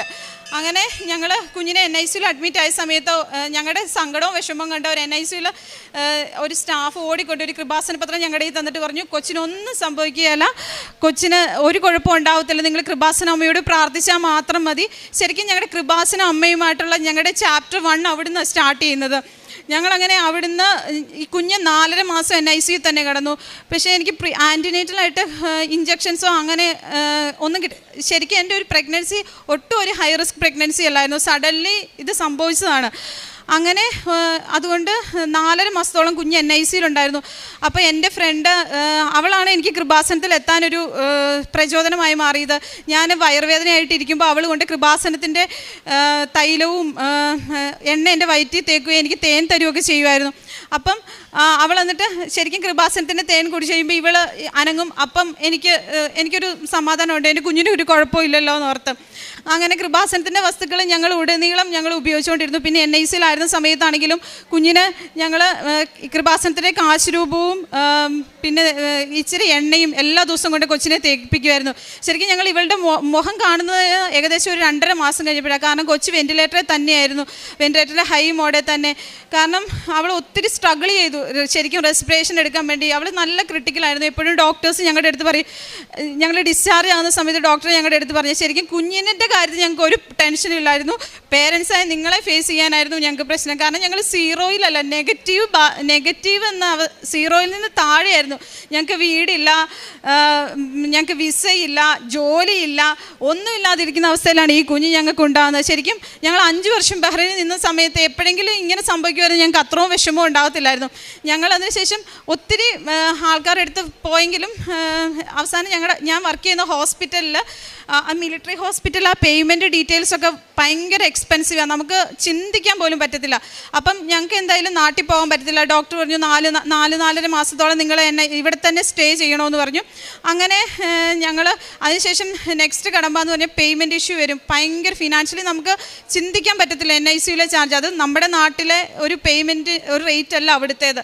അപ്പം പക്ഷേ എനിക്കവിടെ ജോലിയുണ്ട്, എൻ്റെ ഡിപ്പെൻഡൻ്റ് ആയിട്ട് ഇവരാണെങ്കിൽ ഇവർക്കെല്ലാം ഫ്രീ ആയിട്ട് കിട്ടും. പക്ഷേ എൻ്റെ ജോലി ഓൾറെഡി ഞാൻ റിസൈൻ ചെയ്ത് നിൽക്കാം. അതിനുശേഷം ഹോസ്പിറ്റലിൻ്റെ HR സംസാരിച്ചു. ഈ മിലിറ്ററി ഹോസ്പിറ്റൽ ആയതുകൊണ്ട് നമുക്ക് ഡയറക്റ്റ് HR ചെന്നിട്ടും കാര്യമില്ല, അവിടുന്ന് ഹെഡ് ക്വാർട്ടേഴ്സിൽ പോകണം. അവിടുന്ന് റിപ്ലൈ വന്നാലും നമുക്ക് എന്തെങ്കിലും ഒരുപാട് പ്രോസസ്സിങ് ഡിലേ ആണ് എല്ലാ കാര്യത്തിലും. അങ്ങനെ കുഞ്ഞ് NICയിൽ അഡ്മിറ്റായി ഞങ്ങളിങ്ങനെ നടക്കുന്നു. ശരിക്കും ഞങ്ങൾ മെൻ്റലി വെരി ഷോക്ക്, അത് deadline of our life എന്ന് ഞങ്ങൾക്ക് വേണേൽ പറയാൻ പറ്റും. എന്നിട്ട് അതിനുശേഷം ഹോസ്പിറ്റലിൽ നിന്ന് അവർ പറഞ്ഞു ടിനു അത് ഓർത്തൊന്നും ടെൻഷൻ ആവേണ്ട, കുഞ്ഞിപ്പോൾ എന്തായാലും കുഞ്ഞിൻ്റെ വേണ്ടി പ്രാർത്ഥിക്കുക മാത്രം ചെയ്യുക എന്ന് എല്ലാവരും നല്ല സപ്പോർട്ടായിരുന്നു. അതിനുശേഷം 45 ദിവസം കഴിഞ്ഞപ്പം ഹോസ്പിറ്റലിൽ അവർ എന്നോട് പറഞ്ഞു ടിനു ജോലിക്ക് തിരിച്ച് കയറുവാണെങ്കിൽ കയറിക്കോ, കുഞ്ഞ് NICയിൽ തന്നെ കിടക്കട്ടെ എന്ന് പറഞ്ഞു. അങ്ങനെ കുഞ്ഞ് ഒരുപാട് ഞങ്ങൾ ഓരോ ദിവസം ചെല്ലുമ്പോഴും ഞങ്ങളുടെ ചങ്ക് പൊടിയുന്ന കാഴ്ചകളാണ് ഞങ്ങൾ കണ്ടുകൊണ്ടിരുന്നത്. കൊച്ച് അത്രമാത്രം സ്ട്രഗിൾ ചെയ്ത് NICക്ക് ആകെ ഇവളുണ്ടായപ്പോൾ 770 ഗ്രാമേ ഉണ്ടായിരുന്നുള്ളൂ. അങ്ങനെ ഞങ്ങൾ എല്ലാ ദിവസവും മുട്ടിപ്പായി പ്രാർത്ഥിക്കുമായിരുന്നു മാതാവിൻ്റെ അടുത്ത്. ശരിക്കും മാതാവിൻ്റെ പിന്നെ ഒരു വെരി ഇമ്പോർട്ടൻറ്റ് കാര്യം എന്ന് വെച്ചാൽ NICയിലെ എല്ലാ ആൾക്കാരും കൃപാസനത്തിൽ വന്ന് ഉടമ്പടി എടുത്തുവരാം. അത് എൻ്റെ ഏറ്റവും വലിയ ബ്ലെസ്സിങ് ഞാൻ കാണുന്നു. കാരണം ഞാൻ പ്രാർത്ഥിച്ചിട്ടുണ്ടെങ്കിലും എൻ്റെ കുഞ്ഞിന് വേണ്ടി പ്രാർത്ഥിക്കാൻ എൻ്റെ ചുറ്റും ഒത്തിരി ആൾക്കാരുണ്ടായിരുന്നു. മിക്കപ്പോഴും ഞാൻ പ്രത്യക്ഷീകരണ പ്രാർത്ഥനയുടെ പേപ്പർ പ്രിൻ്റ് എടുത്ത് വെക്കുന്നതിന് മുമ്പ് ഓരോ പിള്ളേർ കൃപാസനത്തിൻ്റെ പത്രവും കൊച്ചിൻ്റെ അടുത്ത് വന്ന് ഇന്ന് പ്രത്യക്ഷീകരണ പ്രാർത്ഥന ഓരോരുത്തർ ചെല്ലുമായിരുന്നു. ഒത്തിരി ആൾക്കാരുടെ പ്രാർത്ഥന എൻ്റെ കുഞ്ഞിന് കിട്ടിയിട്ടുണ്ട്. ഏറ്റവും വലിയ ബ്ലെസ്സിങ് എന്ന് പറഞ്ഞാൽ എൻ്റെ expected date of delivery November 12th ആണ്. അങ്ങനെ November 12th എനിക്ക് ഏറ്റവും വലിയ മിറാക്കിളാണ് ബേബി എൻ്റെ കയ്യിലോട്ട് കിട്ടി. അത് ഏറ്റവും വലിയ മിറാക്കിളാണെന്ന് വിചാരിക്കുന്നു. പക്ഷേ ഞങ്ങളുടെ പ്രശ്നങ്ങൾ അവിടെ നിന്നൊന്നും തീരുന്നില്ല. ബേബീനെ കിട്ടിക്കഴിയുമ്പോൾ ഞങ്ങൾക്ക് വലിയ സന്തോഷമായി. കുഞ്ഞിനെ കൊണ്ട് ഞങ്ങൾ പോയി. അതിനുശേഷം ഇവൾ പ്രീ ടൈം ആയതുകൊണ്ട് ഞങ്ങൾ നന്നായിട്ട് ടേക്ക് കെയർ ചെയ്തു. പക്ഷേ അവിടുത്തെ ക്ലൈമറ്റ് ചേഞ്ചിൻ്റെ ടൈമായിരുന്നു. അങ്ങനെ പെട്ടെന്ന് ഇവൾക്ക് ഇൻഫ്ലുവൻസ കയറി പിടിച്ചു. അങ്ങനെ അവൾ വീണ്ടും റീഅഡ്മിറ്റ് ആയി കഴിഞ്ഞപ്പോഴേക്കും എമർജൻസിയിൽ നിന്ന് വീണ്ടും PICയിലോട്ട് അഡ്മിറ്റായി. ശരിക്കും പറഞ്ഞാൽ ഈ NIC 102 ദിവസം കൊച്ചു കിടന്നു. പക്ഷേ ആ 102 ദിവസം കണ്ടതിലും ഭയങ്കര കഷ്ടമുള്ള കാഴ്ചയായിരുന്നു ഞങ്ങൾ 1 മാസം PIC കിടന്നത്. ശരിക്കും ഡോക്ടേഴ്സിനൊന്നും ഒരു ഹോപ്പും ഞങ്ങളുടെ അടുത്ത് പറയാനില്ലായിരുന്നു. കാരണം അത്ര കുഞ്ഞ് നല്ല സിക്കായിരുന്നു. അതിനുശേഷം വെൻറ്റിലേറ്ററിൽ ഏറ്റവും high mode HFOV with nitrous oxide എന്ന് വെച്ചാൽ വെൻറ്റിലേറ്ററിൻ്റെ ഏറ്റവും ടോപ്പ് മോഡാണ്. ആ മോഡലായിരുന്നു എൻ്റെ കുഞ്ഞ് കിടന്നത്. സത്യം പറഞ്ഞാൽ ആ സമയത്തൊന്നും എനിക്ക് പ്രാർത്ഥിക്കാൻ പറ്റുന്നില്ലായിരുന്നു. കാരണം നെഞ്ച് മരവിച്ച അവസ്ഥ. കാരണം നമ്മുടെ കാര്യം നോക്കാൻ സത്യം പറഞ്ഞാൽ പേരൻസ് ആരുമില്ല കൂടെ, ഞങ്ങൾ 2 മാത്രമേ ഉള്ളൂ. അപ്പം ഡോക്ടേഴ്സിന് എന്തെങ്കിലും നമ്മുടെ അടുത്ത് പറയണമെങ്കിലും എല്ലാം ഫേസ് ചെയ്യേണ്ടത് നമ്മൾ തന്നെ. അങ്ങനെ ഞങ്ങൾ NICയിൽ വീണ്ടും PIC കുഞ്ഞ് അഡ്മിറ്റായി. ശരിക്കും PICൻ്റെ പുറത്ത് നിന്നപ്പോൾ ഞാൻ മാതാവിനോട് പറഞ്ഞു, മാതാവ് എനിക്ക് ശരിക്കും പ്രാർത്ഥിക്കാൻ പറ്റുന്നില്ല, പക്ഷെ ഞാൻ നിന്നോട് ഒരു കാര്യം മാത്രം ഞാൻ ചോദിക്കുന്നു. ഇന്നിപ്പം November 27, December 25 നിൻ്റെ തിരുക്കുമാരൻ്റെ ബർത്ത്ഡേ ആണല്ലോ, അന്ന് എനിക്ക് എൻ്റെ കുഞ്ഞിനെ തരണം. നീ ഇപ്പം കാൽവരി കുരിശിൻ്റെ താഴെ നിൽക്കുന്ന അവസ്ഥയിലാണ് ഞാൻ നിൽക്കുന്നത്. എനിക്ക് എന്താ ചോദിക്കേണ്ടത്, എനിക്ക് എന്താ പ്രാർത്ഥിക്കേണ്ടതെന്ന് എനിക്ക് അറിയത്തില്ല. പക്ഷെ നീ എൻ്റെ കൂടെ വരണം. എനിക്ക് പിന്നെ പ്രാർത്ഥിക്കാനേ പറ്റിയിട്ടില്ല. പക്ഷേ ഏറ്റവും വലിയ അത്ഭുതം എന്ന് വെച്ച് കഴിഞ്ഞാൽ കഴിഞ്ഞാൽ ഈ കുഞ്ഞ് ഡിസംബർ 25 നാട്ടിൽ കറക്റ്റ് പാതിര കുർബാന കഴിഞ്ഞ് വീട്ടിലെത്തിയ സമയത്ത് ഈ കുഞ്ഞ് എൻ്റെ കയ്യിലോട്ട് വന്നു. ശരിക്കും അത് വലിയൊരു മിറാക്കിളാണ്. കാരണം നൈട്രോസ് ഓക്സൈഡിൽ നിന്ന് കുഞ്ഞിനെ വീൻ ഓഫ് ചെയ്ത് അതിനുശേഷം കുഞ്ഞിന് ന്യൂമോത്തറാക്സ് വന്നു. ICD 2 സൈഡിൽ കൂടി ഇട്ടു. സെൻട്രൽ ലൈൻ ഇട്ട് കുഞ്ഞിൻ്റെ മുഖം പോലും നമുക്ക് കാണാൻ പറ്റത്തില്ലാത്ത അവസ്ഥയിലായിരുന്നു. അതുപോലെ കൊച്ചു ഹൈ സെഡേഷനിലിട്ട് കൊച്ചിനെ അനക്കാതിട്ട് ഒരമ്മയ്ക്കും കാണാൻ പറ്റാത്ത അവസ്ഥയിലായിരുന്നു ഈ കുഞ്ഞ്. ശരിക്കും അന്ന് PICU ഞങ്ങൾ ഇറങ്ങി കഴിഞ്ഞപ്പോൾ ഡോക്ടർ പറഞ്ഞു ഷീസ് ഒരു മിറാക്കിൾ എന്നല്ല പറയണ്ടേ, ഇവൾ അതിലും വലിയ മിറാക്കിളാണ്. നിങ്ങളുടെ എന്തോ പ്രാർത്ഥനയുടെ ഭാഗമായിട്ടാണ് ഈ കൊച്ചിന്ന് ഇങ്ങനെ വേറെ ഒരു കുഴപ്പമില്ലാതെ ആക്റ്റീവായിട്ട് ഇരിക്കുന്നതെന്ന് പറഞ്ഞു. അതിനുശേഷം ഞങ്ങൾ 1 വർഷത്തോളം ഞങ്ങൾ ഈ കുഞ്ഞിനെ പുറത്തിറക്കിയിട്ടില്ല. പക്ഷേ ഇന്ന് ഞാൻ ഇവിടെ നിൽക്കുന്നതെന്ന് വെച്ചാൽ ഇന്നും എൻ്റെ ഒരു ബ്ലെസ്ഡ് ഡേ ആണ്. ശരിക്കും ഞാൻ ഇന്ന് ഇവിടെ വരുമെന്നോ ഒട്ടും പ്രതീക്ഷയില്ലായിരുന്നു. കാരണം കുഞ്ഞ് ജനിച്ചതിൻ്റെ ഭാഗമായിട്ട് കുറേ ലീവൊക്കെ ഞാൻ എടുത്തു. അപ്പോൾ എൻ്റെ ആനുവൽ ലീവ് ഒന്നും എനിക്ക് വരാൻ പറ്റുമെന്ന് ഒട്ടും ഉറപ്പില്ലായിരുന്നു. പക്ഷേ അതും ഞാൻ കൃപാസനത്തിൽ ഓൺലൈൻ ഉടമ്പടി വെച്ച് പ്രാർത്ഥിച്ചതിൻ്റെ ഭാഗമായിട്ട് എനിക്ക് ഇന്ന് ഇവിടെ വന്ന് നിൽക്കാൻ പറ്റിയത്. അതോടൊപ്പം കൃപാസനത്തിലെ നേർച്ച വസ്തുക്കൾ ഞങ്ങൾ ഇപ്പോഴും കുഞ്ഞ് എവിടെ പോയാലും അവിടെ ദേഹത്തിങ്ങനെ മീൻസ് ഞങ്ങൾ ദേഹത്ത് വരച്ചിട്ടേ ഞങ്ങൾ എവിടെയും അവളെ ഇറക്കാറുള്ളൂ. പിന്നെ ഒരുപാട് കുഞ്ഞു കോംപ്ലിക്കേഷൻസ് അവർക്കുണ്ടായിരുന്നു. ഇപ്പോൾ അവൾ പെർഫെക്റ്റ്ലി ഹെൽത്തിയാണ്, അവൾക്ക് ഒരു കുഴപ്പമില്ല. ഫോളോ അപ്പുകൾ എല്ലാത്തിലും അവൾ നോർമലാണ്.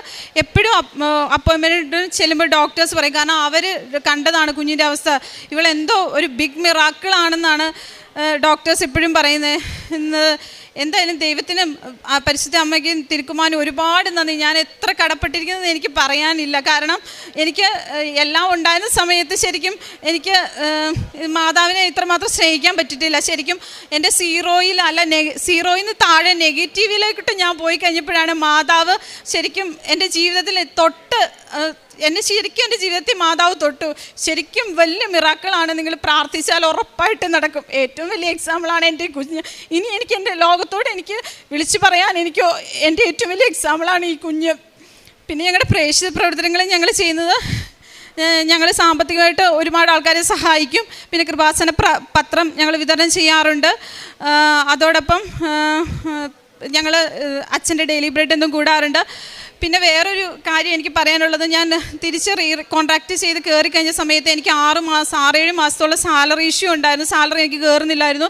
ഒരു വിദേശ രാജ്യത്ത് താമസിക്കുമ്പോൾ 6-7 മാസം സാലറി ഇല്ലാതെ ജീവിക്കുക എന്ന് പറഞ്ഞാൽ വളരെ ബുദ്ധിമുട്ടുള്ള ഒരു കാര്യമാണ്. ഞാൻ ഓൺലൈൻ വഴി HR ചെല്ലുമ്പം അവർ പറയും ഹെഡ് ക്വാർട്ടേഴ്സിൽ നിന്ന് അവർക്ക് എന്തെങ്കിലും പറയാൻ പറ്റത്തുള്ളൂ എന്ന് പറയും. പക്ഷേ അങ്ങനെ ഞാൻ ഒരുപാട് 6-7 മാസം നടന്നു. പക്ഷേ അവിടുത്തെ പ്രോസസ്സിംഗ് ഒക്കെ അങ്ങനെയാണ്. മിലിറ്ററി ഹോസ്പിറ്റൽ കുറേ നിയമങ്ങളൊക്കെ ഭയങ്കര സ്ട്രിക്റ്റ് ആണ്. എനിവേ ഞാൻ കൃപാസനത്തിന് ഉപ്പും കാശുരൂപവും പോക്കറ്റ് വെച്ചിട്ട് പോയി. ഞാൻ ചോദിച്ചു കഴിഞ്ഞ് പിറ്റത്തെ മാസം എനിക്ക് 6 മാസത്തെ സാലറി ഒരുമിച്ച് കിട്ടി. ഇതൊക്കെയാണ് എൻ്റെ അമ്മ എനിക്ക് ചെയ്ത അനുഗ്രഹങ്ങൾ. എൻ്റെ ജീവിതത്തിൽ ഒത്തിരി അനുഗ്രഹം നന്ദി ഈശോയ്ക്കും അമ്മ മാതാവിന് ഒരുപാട് നന്ദി. എല്ലാവരോടും ഞാൻ പറയുന്നു, നിങ്ങൾക്ക് പ്രാർത്ഥിച്ച ഉറപ്പായിട്ടും കിട്ടും. ഏറ്റവും വലിയ എക്സാമ്പിളാണ് ഞങ്ങളുടെ ഈ കുഞ്ഞ്. 94-ാം സങ്കീർത്തനം 18-19 തിരുവചനങ്ങൾ. എൻ്റെ കാൽ വഴുതുന്നു എന്ന് ഞാൻ വിചാരിച്ചപ്പോഴേക്കും കർത്താവെ, അങ്ങയുടെ കാരുണ്യം എന്നെ താങ്ങി നിർത്തി. എൻ്റെ ഹൃദയത്തിൻ്റെ ആകുലതകൾ വർദ്ധിക്കുമ്പോൾ അങ്ങ് നൽകുന്ന ആശ്വാസം എന്നെ ഉന്മേഷവാനാക്കുന്നു. ടിനു ആൻ്റണിയുടെ വളരെ പവർഫുള്ളായിട്ടുള്ള പ്രത്യക്ഷീകരണ സാക്ഷ്യമാണ് നാം കേട്ടത്. വളരെ ക്രിട്ടിക്കലായ ഒരു പോയിന്റിൽ ഒരു ജീവിതത്തിൻ്റെ അമ്മ മാതാവിന് മഹത്വം. എൻ്റെ പേര് സീനായി മാത്യു. ഞാൻ വരുന്നത് കരൂരിൽ നിന്നാണ്. ഞാൻ ആദ്യമായി ഉടമ്പടി എടുത്തത് മെയ് മാസം 5-ാം തീയതി 2023 ഞാൻ ഒരു നേഴ്സാണ്. ഉടമ്പടി എടുക്കുന്നതിന് മുന്നേ ഞാൻ ഒരു തവണ IELTS എക്സാം എഴുതിയിരുന്നു. പക്ഷേ ഞാൻ പാസ്സായില്ല. ഉടമ്പടി എടുത്തതിന് ശേഷം ഞാൻ വീണ്ടും ഒരു തവണ OET എഴുതി. പക്ഷേ എനിക്ക് OET എക്സാം പാസ്സാവാൻ സാധിച്ചില്ല. അതിനുശേഷമാണ് ഞാൻ അച്ഛൻ്റെ കൈവെപ്പ് ശുശ്രൂഷയെപ്പറ്റി അറിഞ്ഞത്. അതിനുശേഷം ഞാൻ ഉടമ്പടി പുതുക്കി കൈവെപ്പ് ശുശ്രൂഷയ്ക്കായി അച്ഛൻ്റെ അടുത്ത് വരികയുണ്ടായി. ആ വരുന്ന സമയത്ത് ഞാൻ ഹോൾ ടിക്കറ്റും കൈ കരുതിയിരുന്നു. അച്ഛൻ്റെ ബ്ലെസ്സിങ്ങിൻ്റെ സമയത്ത് എനിക്ക് ഹോൾ ടിക്കറ്റിൽ അച്ഛൻ കൈവച്ച് പ്രാർത്ഥിക്കുകയും അതോടൊപ്പം കാശ് രൂപം തരികയും ചെയ്തു. ആ കാശ് രൂപം ധരിച്ചാണ് ഞാൻ പരീക്ഷയ്ക്ക് പോയത്. ഡിസംബറിൽ ഞാൻ പരീക്ഷ എഴുതി. ജനുവരി മാസം എനിക്ക് റിസൾട്ട് വന്നപ്പോൾ അമ്മ മാതാവ് എനിക്ക് അയർലൻഡ് സ്കോർ നൽകി അനുഗ്രഹിച്ചു. അതിനുശേഷം അയർലൻഡിലേക്കുള്ള പ്രോസസ്സിംഗ് എല്ലാം ഇങ്ങനെ നടന്നുകൊണ്ടിരിക്കുന്ന സമയത്ത് റിക്രൂട്ട്മെൻറ്റുകളൊക്കെ ഏകദേശം നിന്നില്ല എന്നുള്ളൊരു അവസ്ഥയിലായിരുന്നു. എനിക്ക് 1-2 ഇൻ്റർവ്യൂകൾ വന്നു. പക്ഷേ പല കാരണങ്ങളാൽ അത് മുടങ്ങിപ്പോയി. ഇൻ്റർവ്യൂ പാസ്സായിട്ടും അവർ മുന്നോട്ടുള്ള പ്രോസസ്സിംഗ് ഒന്നും ചെയ്യുന്നില്ലായിരുന്നു.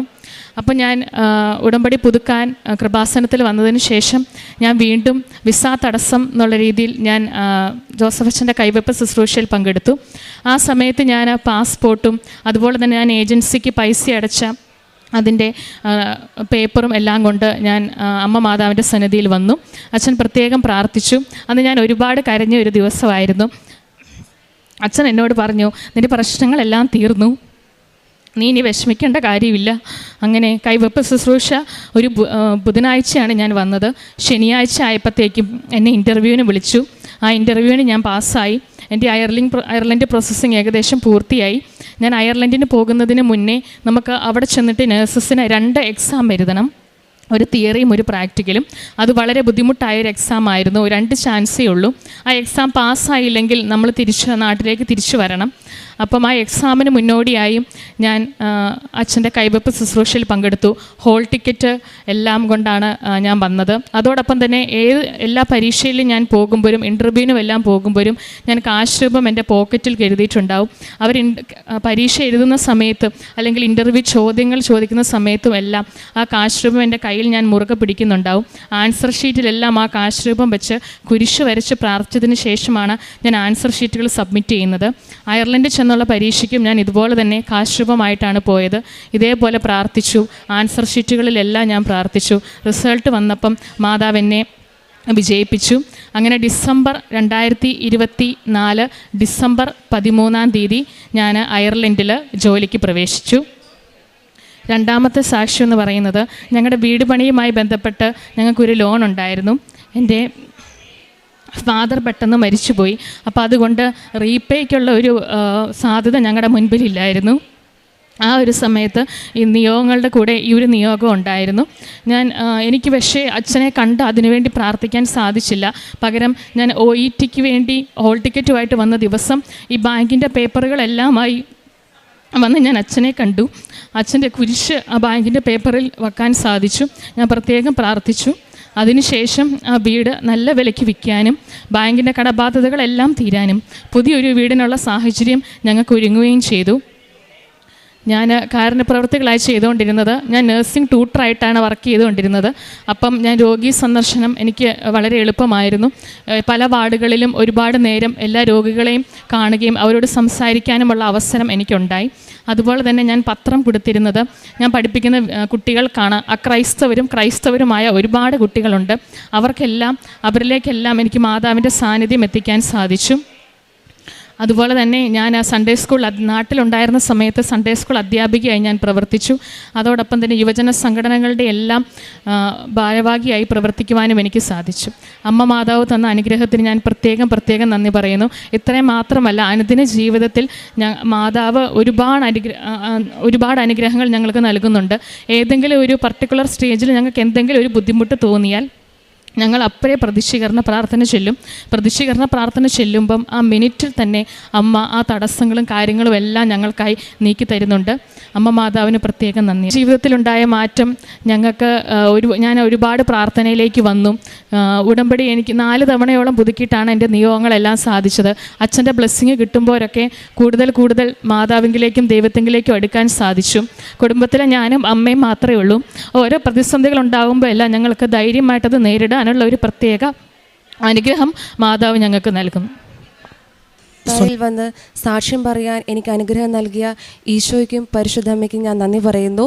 ഞാൻ ആദ്യമായി ഉടമ്പടി എടുക്കുന്നത് 2023 ജനുവരി 4 എൻ്റെ ഹസ്ബൻഡിൻ്റെ ഫാദർ പറഞ്ഞിട്ടാണ് ഞാൻ ഉടമ്പടി എടുക്കുന്നത്. അതിനുമുമ്പ് ഞാൻ കൃപാസനത്തിൽ വന്നിട്ടുണ്ട്, പ്രാർത്ഥിച്ചിട്ടുണ്ട്. അല്ലാണ്ട് വേറെ കാര്യങ്ങളൊന്നും എനിക്കറിയില്ലായിരുന്നു. അങ്ങനെ ഫാദർ പറഞ്ഞതനുസരിച്ച് ഞാൻ കൃപാസനത്തിൽ വന്നു, ഉടമ്പടി എടുത്തു.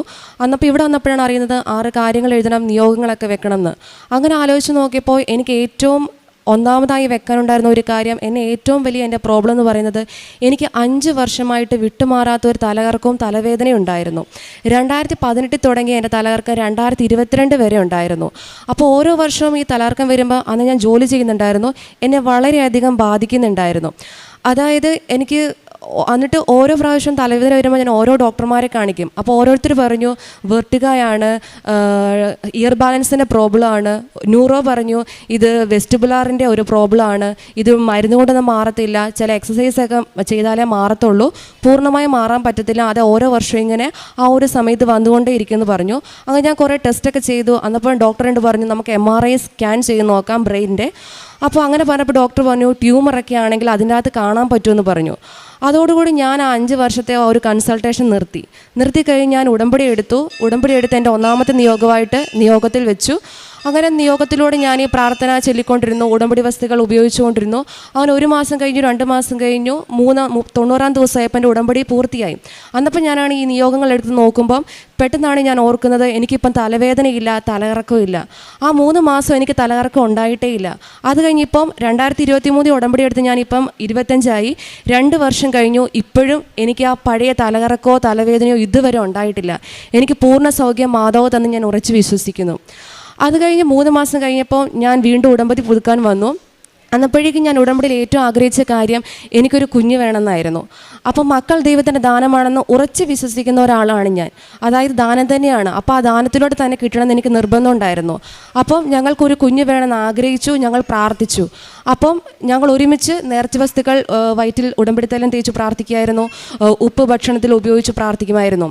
അന്നപ്പം ഒരുപാട് താമസിക്കാൻ പാടില്ല, എനിക്ക് അപ്പത്തിന് റിസൾട്ട് കിട്ടണം നിർബന്ധം ഉണ്ടായിരുന്നു. കാരണം കുഞ്ഞിൻ്റെ കാര്യത്തൊക്കെ ഒരുപാട് ലേറ്റായി നമുക്ക് ടെൻഷൻ കൂടുകയേ ഉള്ളൂ. എനിക്ക് നന്നായിട്ട് ടെൻഷനുള്ള ഒരാളാണ് ഞാൻ. നിസ്സാര കാര്യത്തിൽ പോലും ഞാൻ ടെൻഷൻ അടിക്കും. അപ്പം ഞാൻ ഓഗസ്റ്റ് 13 ഒരു ഡേറ്റ് ഇട്ട് പ്രാർത്ഥിച്ചു. എന്നിട്ട് ഡേറ്റ് ഇട്ട് പ്രാർത്ഥിച്ചപ്പോഴേക്കും ഞാൻ പറഞ്ഞു മാതാവേ ഞാൻ ഓഗസ്റ്റ് 13 ഡേറ്റ് ഇട്ട് പ്രാർത്ഥിക്കുക, അന്ന് തന്നെ നീ എനിക്കൊരു കുഞ്ഞിനെ തരണമെന്ന് പ്രാർത്ഥിച്ചു. അങ്ങനെ ആ ഓഗസ്റ്റ് മാസം മുഴുവൻ, ജൂലൈ പകുതി മുതൽ ഓഗസ്റ്റ് 13 വരെ ഞങ്ങൾ രണ്ടുപേരും ഒരുമിച്ച് ശക്തമായി പ്രാർത്ഥിച്ചു കൊണ്ടിരുന്നു, ഉടമ്പടി വസ്തുക്കൾ ഉപയോഗിച്ചുകൊണ്ടിരുന്നു. ഓഗസ്റ്റ് 13 ആയപ്പം എനിക്ക് തോന്നി പ്രഗ്നൻസി ടെസ്റ്റ് ചെയ്യാമെന്ന്. ഞാനങ്ങനെ ടെസ്റ്റ് ചെയ്തു, എൻ്റെ പ്രഗ്നൻസി ടെസ്റ്റ് പോസിറ്റീവായി. ഡോക്ടറെ കാണിച്ചപ്പോൾ തന്നെ ആ പ്രഗ്നൻസിയുടെ കാർഡ് കാണിച്ചപ്പോൾ തന്നെ ഡോക്ടർ പറഞ്ഞു ഹെൽത്തി ബേബിയാന്ന്. അത് കേട്ടപ്പോൾ എനിക്ക് ഭയങ്കര സന്തോഷം തോന്നി. കാരണം എനിക്ക് ദൈവം ദാനമായി തന്ന കുഞ്ഞാണ്, അങ്ങനെ ഞാൻ ഉറച്ച് വിശ്വസിക്കുന്നു. ഒരു കുഴപ്പമില്ലാതെ പ്രഗ്നൻസി മുന്നോട്ട് പോയി. ഇടയ്ക്ക് 7ാം മാസത്തെ സ്കാൻ ചെയ്തപ്പം പുക്കിൽ കൂടി കുഞ്ഞിൻ്റെ കഴുത്തെ കുടുങ്ങി. പക്ഷേ എനിക്ക് പേടിയൊന്നും ഉണ്ടായിരുന്നില്ല, ഞാൻ കൂളായിട്ട് തന്നെ പോയി. അത് കഴിഞ്ഞ് എനിക്ക് യൂറിനറി ഇൻഫെക്ഷൻ ഭയങ്കര കൂടുതലായിട്ട്, ടാബ്ലറ്റ് കൊണ്ടൊന്നും മാറത്തില്ല, അഡ്മിറ്റ് ആവണം, IV സ്റ്റാർട്ട് ചെയ്യണം എന്നൊക്കെ ഡോക്ടർ പറഞ്ഞു. അപ്പോഴും എനിക്ക് ബുദ്ധിമുട്ടൊന്നും തോന്നിയില്ല. ഞാൻ ഓർത്തു ഒരു കുഴപ്പം ഉണ്ടാവില്ല കുഞ്ഞിനെന്ന്. അപ്പോൾ ഡോക്ടർ പറഞ്ഞു നമുക്ക് അഡ്മിറ്റ് ആവുമെന്ന് പറഞ്ഞു. അപ്പം ഞാൻ പറഞ്ഞു നമുക്ക് ഒന്നുകൂടെ ചെയ്ത് നോക്കാം. തലേദിവസം എനിക്ക് ടെസ്റ്റ് ചെയ്തപ്പം എല്ലാം അതിൻ്റെ അകത്ത് യൂറിനറി ഇൻഫെക്ഷൻ ഭയങ്കര ഹൈ ആയിട്ടാണ് കാണിച്ചത്. അപ്പോൾ ഞാൻ പറഞ്ഞു ഡോക്ടർ ഇന്നും കൂടെ ചെയ്ത് നോക്കാമെന്ന് പറഞ്ഞു. അപ്പോൾ ഒന്നും കൂടെ ടെസ്റ്റ് ചെയ്തു.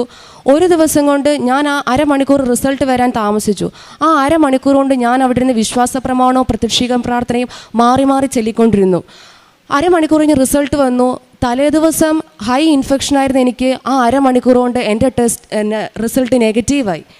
എങ്ങനെയാണെന്ന് എനിക്കറിയത്തില്ല. ഡോക്ടർ പറഞ്ഞു കുഴപ്പമൊന്നുമില്ലല്ലോ, ഇപ്പോൾ കുഴപ്പമൊന്നും കാണിക്കുന്നില്ല. അത് ഞാൻ പ്രാർത്ഥിച്ച് മാതാവ് എനിക്ക് തന്ന അനുഗ്രഹമാണെന്ന് ഞാൻ വിശ്വസിക്കുന്നു. അങ്ങനെ അതും പോയി. അത് കഴിഞ്ഞ് ഒരു കുഴപ്പമില്ലാതെ എനിക്ക് ആരോഗ്യമുള്ളൊരു കുഞ്ഞിനെ നൽകി ദൈവം അനുഗ്രഹിച്ചു. സാധാരണ ലേബർ പെയിൻ എന്നൊക്കെ പറഞ്ഞാൽ 8-10 മണിക്കൂറൊക്കെ നിൽക്കും.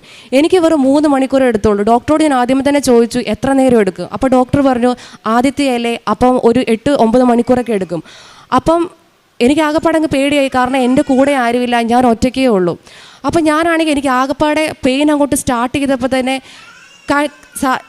പ്രസവിച്ച എല്ലാവർക്കും അറിയാം നമുക്കളെക്കുറിച്ച് ഒന്നും ചെയ്യാൻ പറ്റത്തില്ല, വേദന വന്നു പോയി നിൽക്കണം.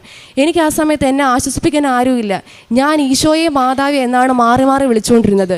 വെറും 3 മണിക്കൂറേ എടുത്തുള്ളൂ. 3 മണിക്കൂർ കൊണ്ട് തന്നെ എനിക്ക് നല്ലൊരു കുഞ്ഞിനെ ദൈവം തന്നു, ഒരു കുഴപ്പവും കൂടാതെ.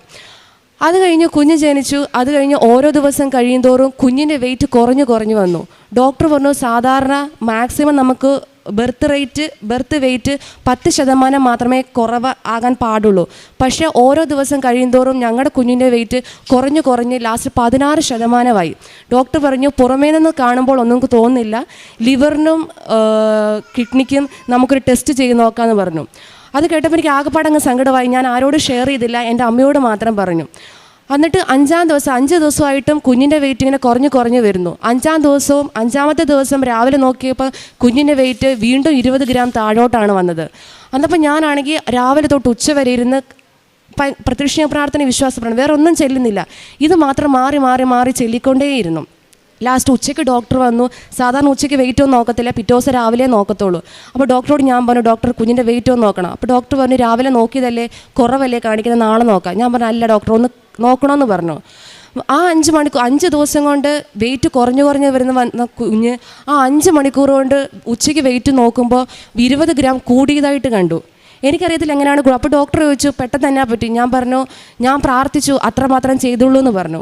ഡോക്ടർ പറഞ്ഞു, ഓക്കെ, കുഴപ്പമില്ല, കൂടുന്നുണ്ടല്ലോ, ശരിയായിക്കോളും, ഡിസ്ചാർജ് ആക്കാമെന്ന് പറഞ്ഞു. 5 ദിവസം കൊണ്ട് 16% വെയിറ്റ് കുറഞ്ഞ കുഞ്ഞ് 5 മണിക്കൂർ കൊണ്ട് 20 ഗ്രാം കൂടിയത് എങ്ങനെയാണെന്ന് എനിക്കിപ്പോഴും അറിയത്തില്ല. ഞാൻ പ്രാർത്ഥിച്ചു, അത് മാത്രമേ ചെയ്തുള്ളൂ. മാതാവ് എനിക്ക് തന്ന ഒരു അനുഗ്രഹമാണെന്നാണ് ഞാൻ ഇപ്പോഴും വിശ്വസിക്കുന്നത്. അത് കഴിഞ്ഞ് പിന്നെ ഇപ്പം കുഞ്ഞിന് 1.5 വയസ്സായി. ഇതുവരെ ഒരു കുഴപ്പവും, ചെറിയൊരു പനി പോലെയൊക്കെ വരാറില്ല, ചെറിയൊരു ജലദോഷമൊക്കെ വരും, അല്ലാണ്ട് ഒരാരോഗ്യ പ്രശ്നങ്ങളും ആ കുഞ്ഞിനില്ല. മാതാവ് അവളെ നന്നായി കാക്കുന്നുണ്ടെന്ന് ഞാൻ വിശ്വസിക്കുന്നു. മൂന്നാമതായി എനിക്ക് പറയാനുള്ളത് എൻ്റെ ഹസ്ബൻഡിൻ്റെ കാര്യമാണ്. എൻ്റെ ഹസ്ബൻഡിന് നോർമലി ഹീമോഗ്ലോബിൻ്റെ അളവും ബിലിറുബിൻ്റെ അളവും ഭയങ്കര കൂടുതലാണ് കാണിക്കുക. അപ്പോൾ എപ്പോഴും അതിങ്ങനെ കൂടി നിൽക്കും. ഡോക്ടർ പറഞ്ഞു അതൊരു അസുഖമല്ല, അതൊരു കണ്ടീഷനാണ്, കുഴപ്പമൊന്നുമില്ല, പക്ഷേ ഈ മെഡിക്കലൊക്കെ വരുമ്പോൾ അതൊരു ചെറിയൊരു പ്രോബ്ലം ആയിട്ട് വരുമെന്ന് പറഞ്ഞു. അപ്പോൾ 1 വർഷം മുമ്പ് ഹസ്ബൻഡിന് പുറത്തേക്ക് പോകാനുള്ളൊരു കാര്യം ശരിയായി. അപ്പം മെഡിക്കൽ എടുക്കണം. അപ്പം ഹസ്ബൻഡ് ഭയങ്കര ടെൻഷനായിരുന്നു. കാരണം എപ്പോഴും ഈ ഹീമോഗ്ലോബിനും ബിലിറുബിനും കൂടുതലായിട്ടാണ് കാണിക്കുന്നത്. അങ്ങനെ ഉണ്ടെങ്കിൽ നമുക്ക് മെഡിക്കൽ പാസ്സാകാൻ പറ്റത്തില്ല. അപ്പോൾ ഹസ്ബൻഡിന് എല്ലാ ദിവസവും ടെൻഷൻ, ഫുൾ ടൈം വിളിച്ചോട് പറഞ്ഞുകൊണ്ടിരിക്കും, എനിക്ക് പേടിയാ, മെഡിക്കൽ പാസ്സാവത്തില്ല, ഞാൻ പോണില്ല. ഞാൻ പറഞ്ഞു, അങ്ങനെ പറയരുത്, നമുക്ക് പ്രാർത്ഥിക്കാം, നമുക്ക് ഇത്രയെല്ലാം പ്രാർത്ഥിച്ച് മതം നമ്മുടെ തന്നു, അപ്പോൾ ഇതും അങ്ങനെ തന്നെ നടക്കുമെന്ന് പറഞ്ഞു. അങ്ങനെ ഞങ്ങൾ മെഡിക്കൽ പാസ്സാവാനായി ടെസ്റ്റ് ചെയ്യാനായിട്ട് ഓരോ സെൻറ്ററൊക്കെ നോക്കിക്കൊണ്ടിരുന്നു. ഞങ്ങൾക്ക് സെൻറ്റർ ഒന്നും ശരിയാവുന്നുണ്ടായിരുന്നില്ല. അവസാനം ഒരു സെൻറ്റർ കിട്ടി, പക്ഷേ അത് അത്ര വലിയ നല്ല സെൻറ്ററൊന്നും ഉണ്ടായിരുന്നില്ല. അതിൻ്റെ റേറ്റിംഗ് ഒക്കെ ഭയങ്കര കുറവായിരുന്നു, അവിടെ പാസ്സാവുന്ന ആൾക്കാരുടെ എണ്ണവും കുറവായിരുന്നു. അപ്പോൾ ഹസ്ബൻഡ് എന്നോട് പറഞ്ഞു, അതൊന്നും ശരിയാവത്തില്ല, നമ്മൾ തോറ്റുപോകും, ഓൾറെഡി നമുക്ക് ഇങ്ങനെ ഒരു പ്രശ്നമുണ്ട്. അപ്പം ഞാൻ പറഞ്ഞു, കുഴപ്പമില്ല, നമുക്ക് അവിടെ തന്നെ പോകാം, ചിലപ്പം അവിടെ ചെന്ന് നമ്മൾ പാസ്സാവും, അത് നമുക്ക് സാക്ഷ്യം പറയാനുള്ളൊരു അവസരമായിരിക്കും എന്ന് ഞാൻ പറഞ്ഞു. അങ്ങനെ ഹസ്ബൻഡ് അവിടെ പോയി മെഡിക്കൽ എടുത്തു. 3 മണിക്കൂർ കഴിഞ്ഞ് റിസൾട്ട് വന്നു. ഒരു കുഴപ്പമില്ല. അത്രയും നാൾ ഹീമോഗ്ലോബിനും ബിലിറുബിൻ്റെയും അളവൊക്കെ ഏറ്റവും ഹൈ ആയിരുന്ന ആൾക്ക് ആ മെഡിക്കൽ നോർമലായി, അളവൊക്കെ നോർമലായി മെഡിക്കൽ പാസ്സാകാൻ പറ്റി, പുറത്തേക്ക് പോകാൻ പറ്റി. ഇപ്പോൾ 1 വർഷമായി, ഇപ്പം നാട്ടിൽ ലീവിൽ വന്നിരിക്കുകയാണ്. ഇന്നലെയും ഈ ബ്ലഡ് ടെസ്റ്റൊക്കെ ചെയ്ത് നോക്കി, ഒരു കുഴപ്പമില്ല, ഹീമോഗ്ലോബിനും ബിലിറുബിനും എല്ലാം നോർമലായിട്ട് തന്നെ നിൽക്കുകയാണ്. അത് മാതാവ് എനിക്ക് തന്ന വലിയൊരു അനുഗ്രഹമാണ്. പിന്നെ 4മതായി എനിക്ക് പറയാനുള്ളത്, എനിക്ക് 4 മാസം മുമ്പ് ഞാൻ സാക്ഷിയൊക്കെ ഇവിടെ എഴുതി കൊടുത്തായിരുന്നു. അപ്പോൾ സാക്ഷ്യം പറയാമെന്ന് എനിക്ക് കിട്ടി. പക്ഷേ എൻ്റെ ചെറിയ സാക്ഷ്യങ്ങളൊക്കെ ആണല്ലോ, അപ്പോൾ എനിക്ക് എപ്പോഴും സങ്കടമായിരുന്നു, എൻ്റെ എല്ലാം ചെറിയ സാക്ഷ്യങ്ങളല്ലേ, എനിക്ക് എല്ലാവരും പറയുന്ന പോലെ വലിയ വലിയ സാക്ഷ്യങ്ങളൊന്നും പറയാനില്ലെന്ന് എപ്പോഴും ഒരു സങ്കടം ഉണ്ടായിരുന്നു. അങ്ങനെ ഇരിക്കുമ്പോൾ കഴിഞ്ഞ ആഴ്ച സെപ്റ്റംബർ 1-ാം തീയതി നോമ്പ് തുടങ്ങുന്നതിനന്ന് വെളുപ്പിന് എനിക്ക് അതിഭയങ്കരമായൊരു വയറുവേദന അനുഭവപ്പെട്ടു. വെളുപ്പിന് 1:30 എനിക്ക് വയറുവേദന തുടങ്ങി. വേദനയെന്ന് പറഞ്ഞാൽ എനിക്ക് സഹിക്കാതിൻ്റെ അപ്പുറമായിരുന്നു. എനിക്ക് കിടക്കാൻ വയ്യ, ഇരിക്കാൻ വയ്യ, ഭയങ്കര വേദന. എനിക്ക് ആശുപത്രിയിൽ പോകണം എന്നുള്ള ഒരു സിറ്റുവേഷനായി. പക്ഷേ കുഞ്ഞ് കാരണം എനിക്ക് പോകാൻ സാധിച്ചില്ല. ഞാൻ പോകുന്നില്ല എന്ന് വെച്ചു. ഞാൻ എന്നിട്ട് എൻ്റെ വയറിൽ ഉടമ്പടിത്തൈലം തേച്ച് പ്രാർത്ഥിച്ചു, ഉപ്പ് കഴിച്ചു, എന്നിട്ട് ഉടമ്പടി കാശും എൻ്റെ വയറ് വെച്ച് പ്രാർത്ഥിച്ചു. പക്ഷേ വേദനയ്ക്കൊന്നും ഒരു കുറവുമില്ല. അങ്ങനെ വേദന ഇങ്ങനെ തന്നെ നിന്നു. ലാസ്റ്റ് ഒരു 1.5 മണിക്കൂർ കഴിഞ്ഞപ്പം എനിക്ക് ചെറുതായിട്ട് കിടക്കാൻ പറ്റി. എന്നിട്ട് ഞാനിങ്ങനെ ഈ കാശുരൂപം വയറെ വെച്ച് ഇങ്ങനെ കണ്ണടച്ചും പ്രാർത്ഥിച്ച് കിടക്കുക. വിശ്വാസ പ്രമാണവും പ്രത്യക്ഷയും പ്രാർത്ഥന മാറി മാറി ചൊല്ലി കിടക്കുക. ഒരു വിധത്തിൽ നേരം വെളുത്തു. ഞാൻ രാവിലെ തന്നെ ഹോസ്പിറ്റലിൽ പോയി. അന്നപ്പോഴും എനിക്ക് ശക്തമായ വേദന തന്നെ, എനിക്ക് നടക്കാനൊന്നും വയ്യ. എങ്കിലും എനിക്ക് ഒരു ഉറപ്പുണ്ട്, ഈ ഉടമ്പടി ജീവിതത്തിൽ എനിക്ക് കിട്ടിയത് ഒരു ധൈര്യമുണ്ട്. എനിക്ക് നേരത്തേക്ക് ഒരു ധൈര്യത്തിന് ഒരു കുറവുണ്ടായിരുന്നു. പക്ഷേ ഉടമ്പടി എടുത്തു കഴിയുമ്പോൾ എനിക്ക് ഭയങ്കര ധൈര്യമാണ്. ഒന്നും സംഭവിക്കത്തില്ല, എല്ലാ ഈശോയും മാതാവും നോക്കിക്കോളും. അങ്ങനെ എനിക്ക് നടക്കാൻ പോലും വയ്യ. ഞാൻ ആശുപത്രി എത്തി, ഡോക്ടറോട് പറഞ്ഞു, ഡോക്ടർ നമുക്ക് സ്കാൻ ചെയ്ത് നോക്കാം. സ്കാൻ ചെയ്തു. ഞാൻ പ്രഗ്നൻസി എല്ലാം ചെയ്ത സ്കാനിങ് സെൻറ്ററിലാണ് ഈ സ്കാനിങ് ചെയ്തത്. അത്യാവശ്യം നല്ല സെൻറ്ററാണ്. അവിടെ ചെന്ന് സ്കാൻ ചെയ്തു. ഡോക്ടർ പറഞ്ഞു എനിക്ക് അപ്പൻഡിക്സ് ആണ്, 7.1 ആണ്. സാധാരണ അപ്പൻഡിക്സ് നോർമൽ 6 ആണ്, എനിക്ക് 7.1 ആണ്, അത്യാവശ്യം ഇൻഫെക്ഷൻ ഉണ്ട് എന്നൊക്കെ പറഞ്ഞു. ഞാൻ ഹോസ്പിറ്റലിൽ കൊണ്ട് കാണിച്ചു. ഡോക്ടർ പറഞ്ഞു അഡ്മിറ്റ് ആവണം, ബ്ലഡ് ടെസ്റ്റൊക്കെ എടുക്കണം. ബ്ലഡ് ടെസ്റ്റൊക്കെ എടുത്തു. എനിക്ക് എൻ്റെ RBC, WBC, CRP എല്ലാം ഭയങ്കര ഹൈ ആണ്. ഡോക്ടർ പറഞ്ഞു ഇവിടെ നിൽക്ക്, അഡ്മിറ്റ് ആവാൻ നമുക്ക് നോക്കാമെന്ന് പറഞ്ഞു. 1 ദിവസം കഴിഞ്ഞു, 2 ദിവസം കഴിഞ്ഞു, അഡ്മിറ്റായി. ആൻറ്റിബയോട്ടിക് സ്റ്റാർട്ട് ചെയ്തു. പക്ഷെ ഞാൻ കുഞ്ഞിനെ ഫീഡ് ചെയ്യുന്ന കാരണം ഒരു മെയിനായിട്ടുള്ളൊരു ആൻറ്റിബയോട്ടിക് എനിക്ക് തന്നില്ല. കാരണം ഫീഡിങ് കാരണം അത് പറ്റില്ല എന്ന് ഡോക്ടർ പറഞ്ഞു. അതുകൊണ്ട് ചെറിയ 2 ആൻറ്റിബയോട്ടിക് കൊണ്ട് ഞാൻ 2 ദിവസം തള്ളി നീ ഹോസ്പിറ്റലിൽ. എന്നിട്ട് എൻ്റെ വേദനയൊക്കെ ഒരു ഇത്തിരി വ്യത്യാസമുള്ളൂ. അത് കഴിഞ്ഞ് വീണ്ടും ഡോക്ടർ ബ്ലഡ് ടെസ്റ്റ് നടത്തി നോക്കുമ്പോൾ എൻ്റെ ലെവലൊന്നും കുറയുന്നില്ല, ബ്ലഡിൻ്റെ ഹൈ തരം നിൽക്കുക. പെട്ടെന്ന് സർജൻ വന്ന് പറഞ്ഞു നമുക്ക് ഓപ്പറേഷൻ ചെയ്യാമെന്ന്. അത് കേട്ടപ്പോൾ എനിക്ക് ആകെപ്പാടങ്ങ് പേടിയായി. കാരണം ഓപ്പറേഷൻ എന്നൊക്കെ പറഞ്ഞാൽ അപ്പൻഡിക്സ് എന്ന് പറഞ്ഞാൽ എല്ലാവർക്കും അറിയാമായിരിക്കും, വന്നാൽ പിന്നെ പോവത്തില്ല, ഓപ്പറേഷൻ ചെയ്ത് കളഞ്ഞേ പറ്റത്തുള്ളൂ. ഞാൻ പലരോടും വിളിച്ചു ചോദിച്ചു, എല്ലാവരും അങ്ങനെ തന്നെയാണ് പറഞ്ഞത്. പക്ഷേ എനിക്കൊന്ന് തീരെ അങ്ങോട്ട് അക്സെപ്റ്റ് ചെയ്യാൻ പറ്റുന്നുണ്ടായിരുന്നില്ല. ആ ഒരു ഭാഗം മുറിച്ചു മാറ്റുമെന്ന് പറഞ്ഞാൽ എനിക്കറിയത്തില്ല, എനിക്ക് ഭയങ്കര വിഷമമായി. ഞാനൊന്നും ചെയ്തില്ല, ഞാൻ ഭയങ്കരമായിട്ടും പ്രാർത്ഥിച്ചു. ഞാൻ ഉടമ്പടി തൈലം വയറ് തേച്ച് പ്രാർത്ഥിച്ചു. ആ ദിവസങ്ങളല്ല, ഞാൻ എൻ്റെ ഉടമ്പടി എന്ന് തുടങ്ങിയോ ഇന്ന് വരെ ഉടമ്പടി നേർച്ച വസ്തുക്കളെല്ലാം ഉപയോഗിക്കാറുണ്ട്. അത് ഞാൻ ഉടമ്പടി തൈലം തൂത്ത് പ്രാർത്ഥിച്ചു, ഉപ്പ് ഉപയോഗിച്ചു. അങ്ങനെ ഒരു ഡോക്ടർ പറഞ്ഞു ഞാൻ ഡിസ്കസ് ചെയ്തിട്ടെന്ന് പറഞ്ഞു. 3 ഡോക്ടർമാരെ കൂടി ഡിസ്കസ് ചെയ്തു. അവർക്ക് തീരുമാനത്തിന് മാറ്റമൊന്നുമില്ല, സർജറി ചെയ്യണം. ഞാൻ പറഞ്ഞു ഞാൻ ചെയ്യത്തില്ല, കാരണം എനിക്കിപ്പം വേദന ഒന്നുമില്ല എന്ന് ഞാൻ പറഞ്ഞു.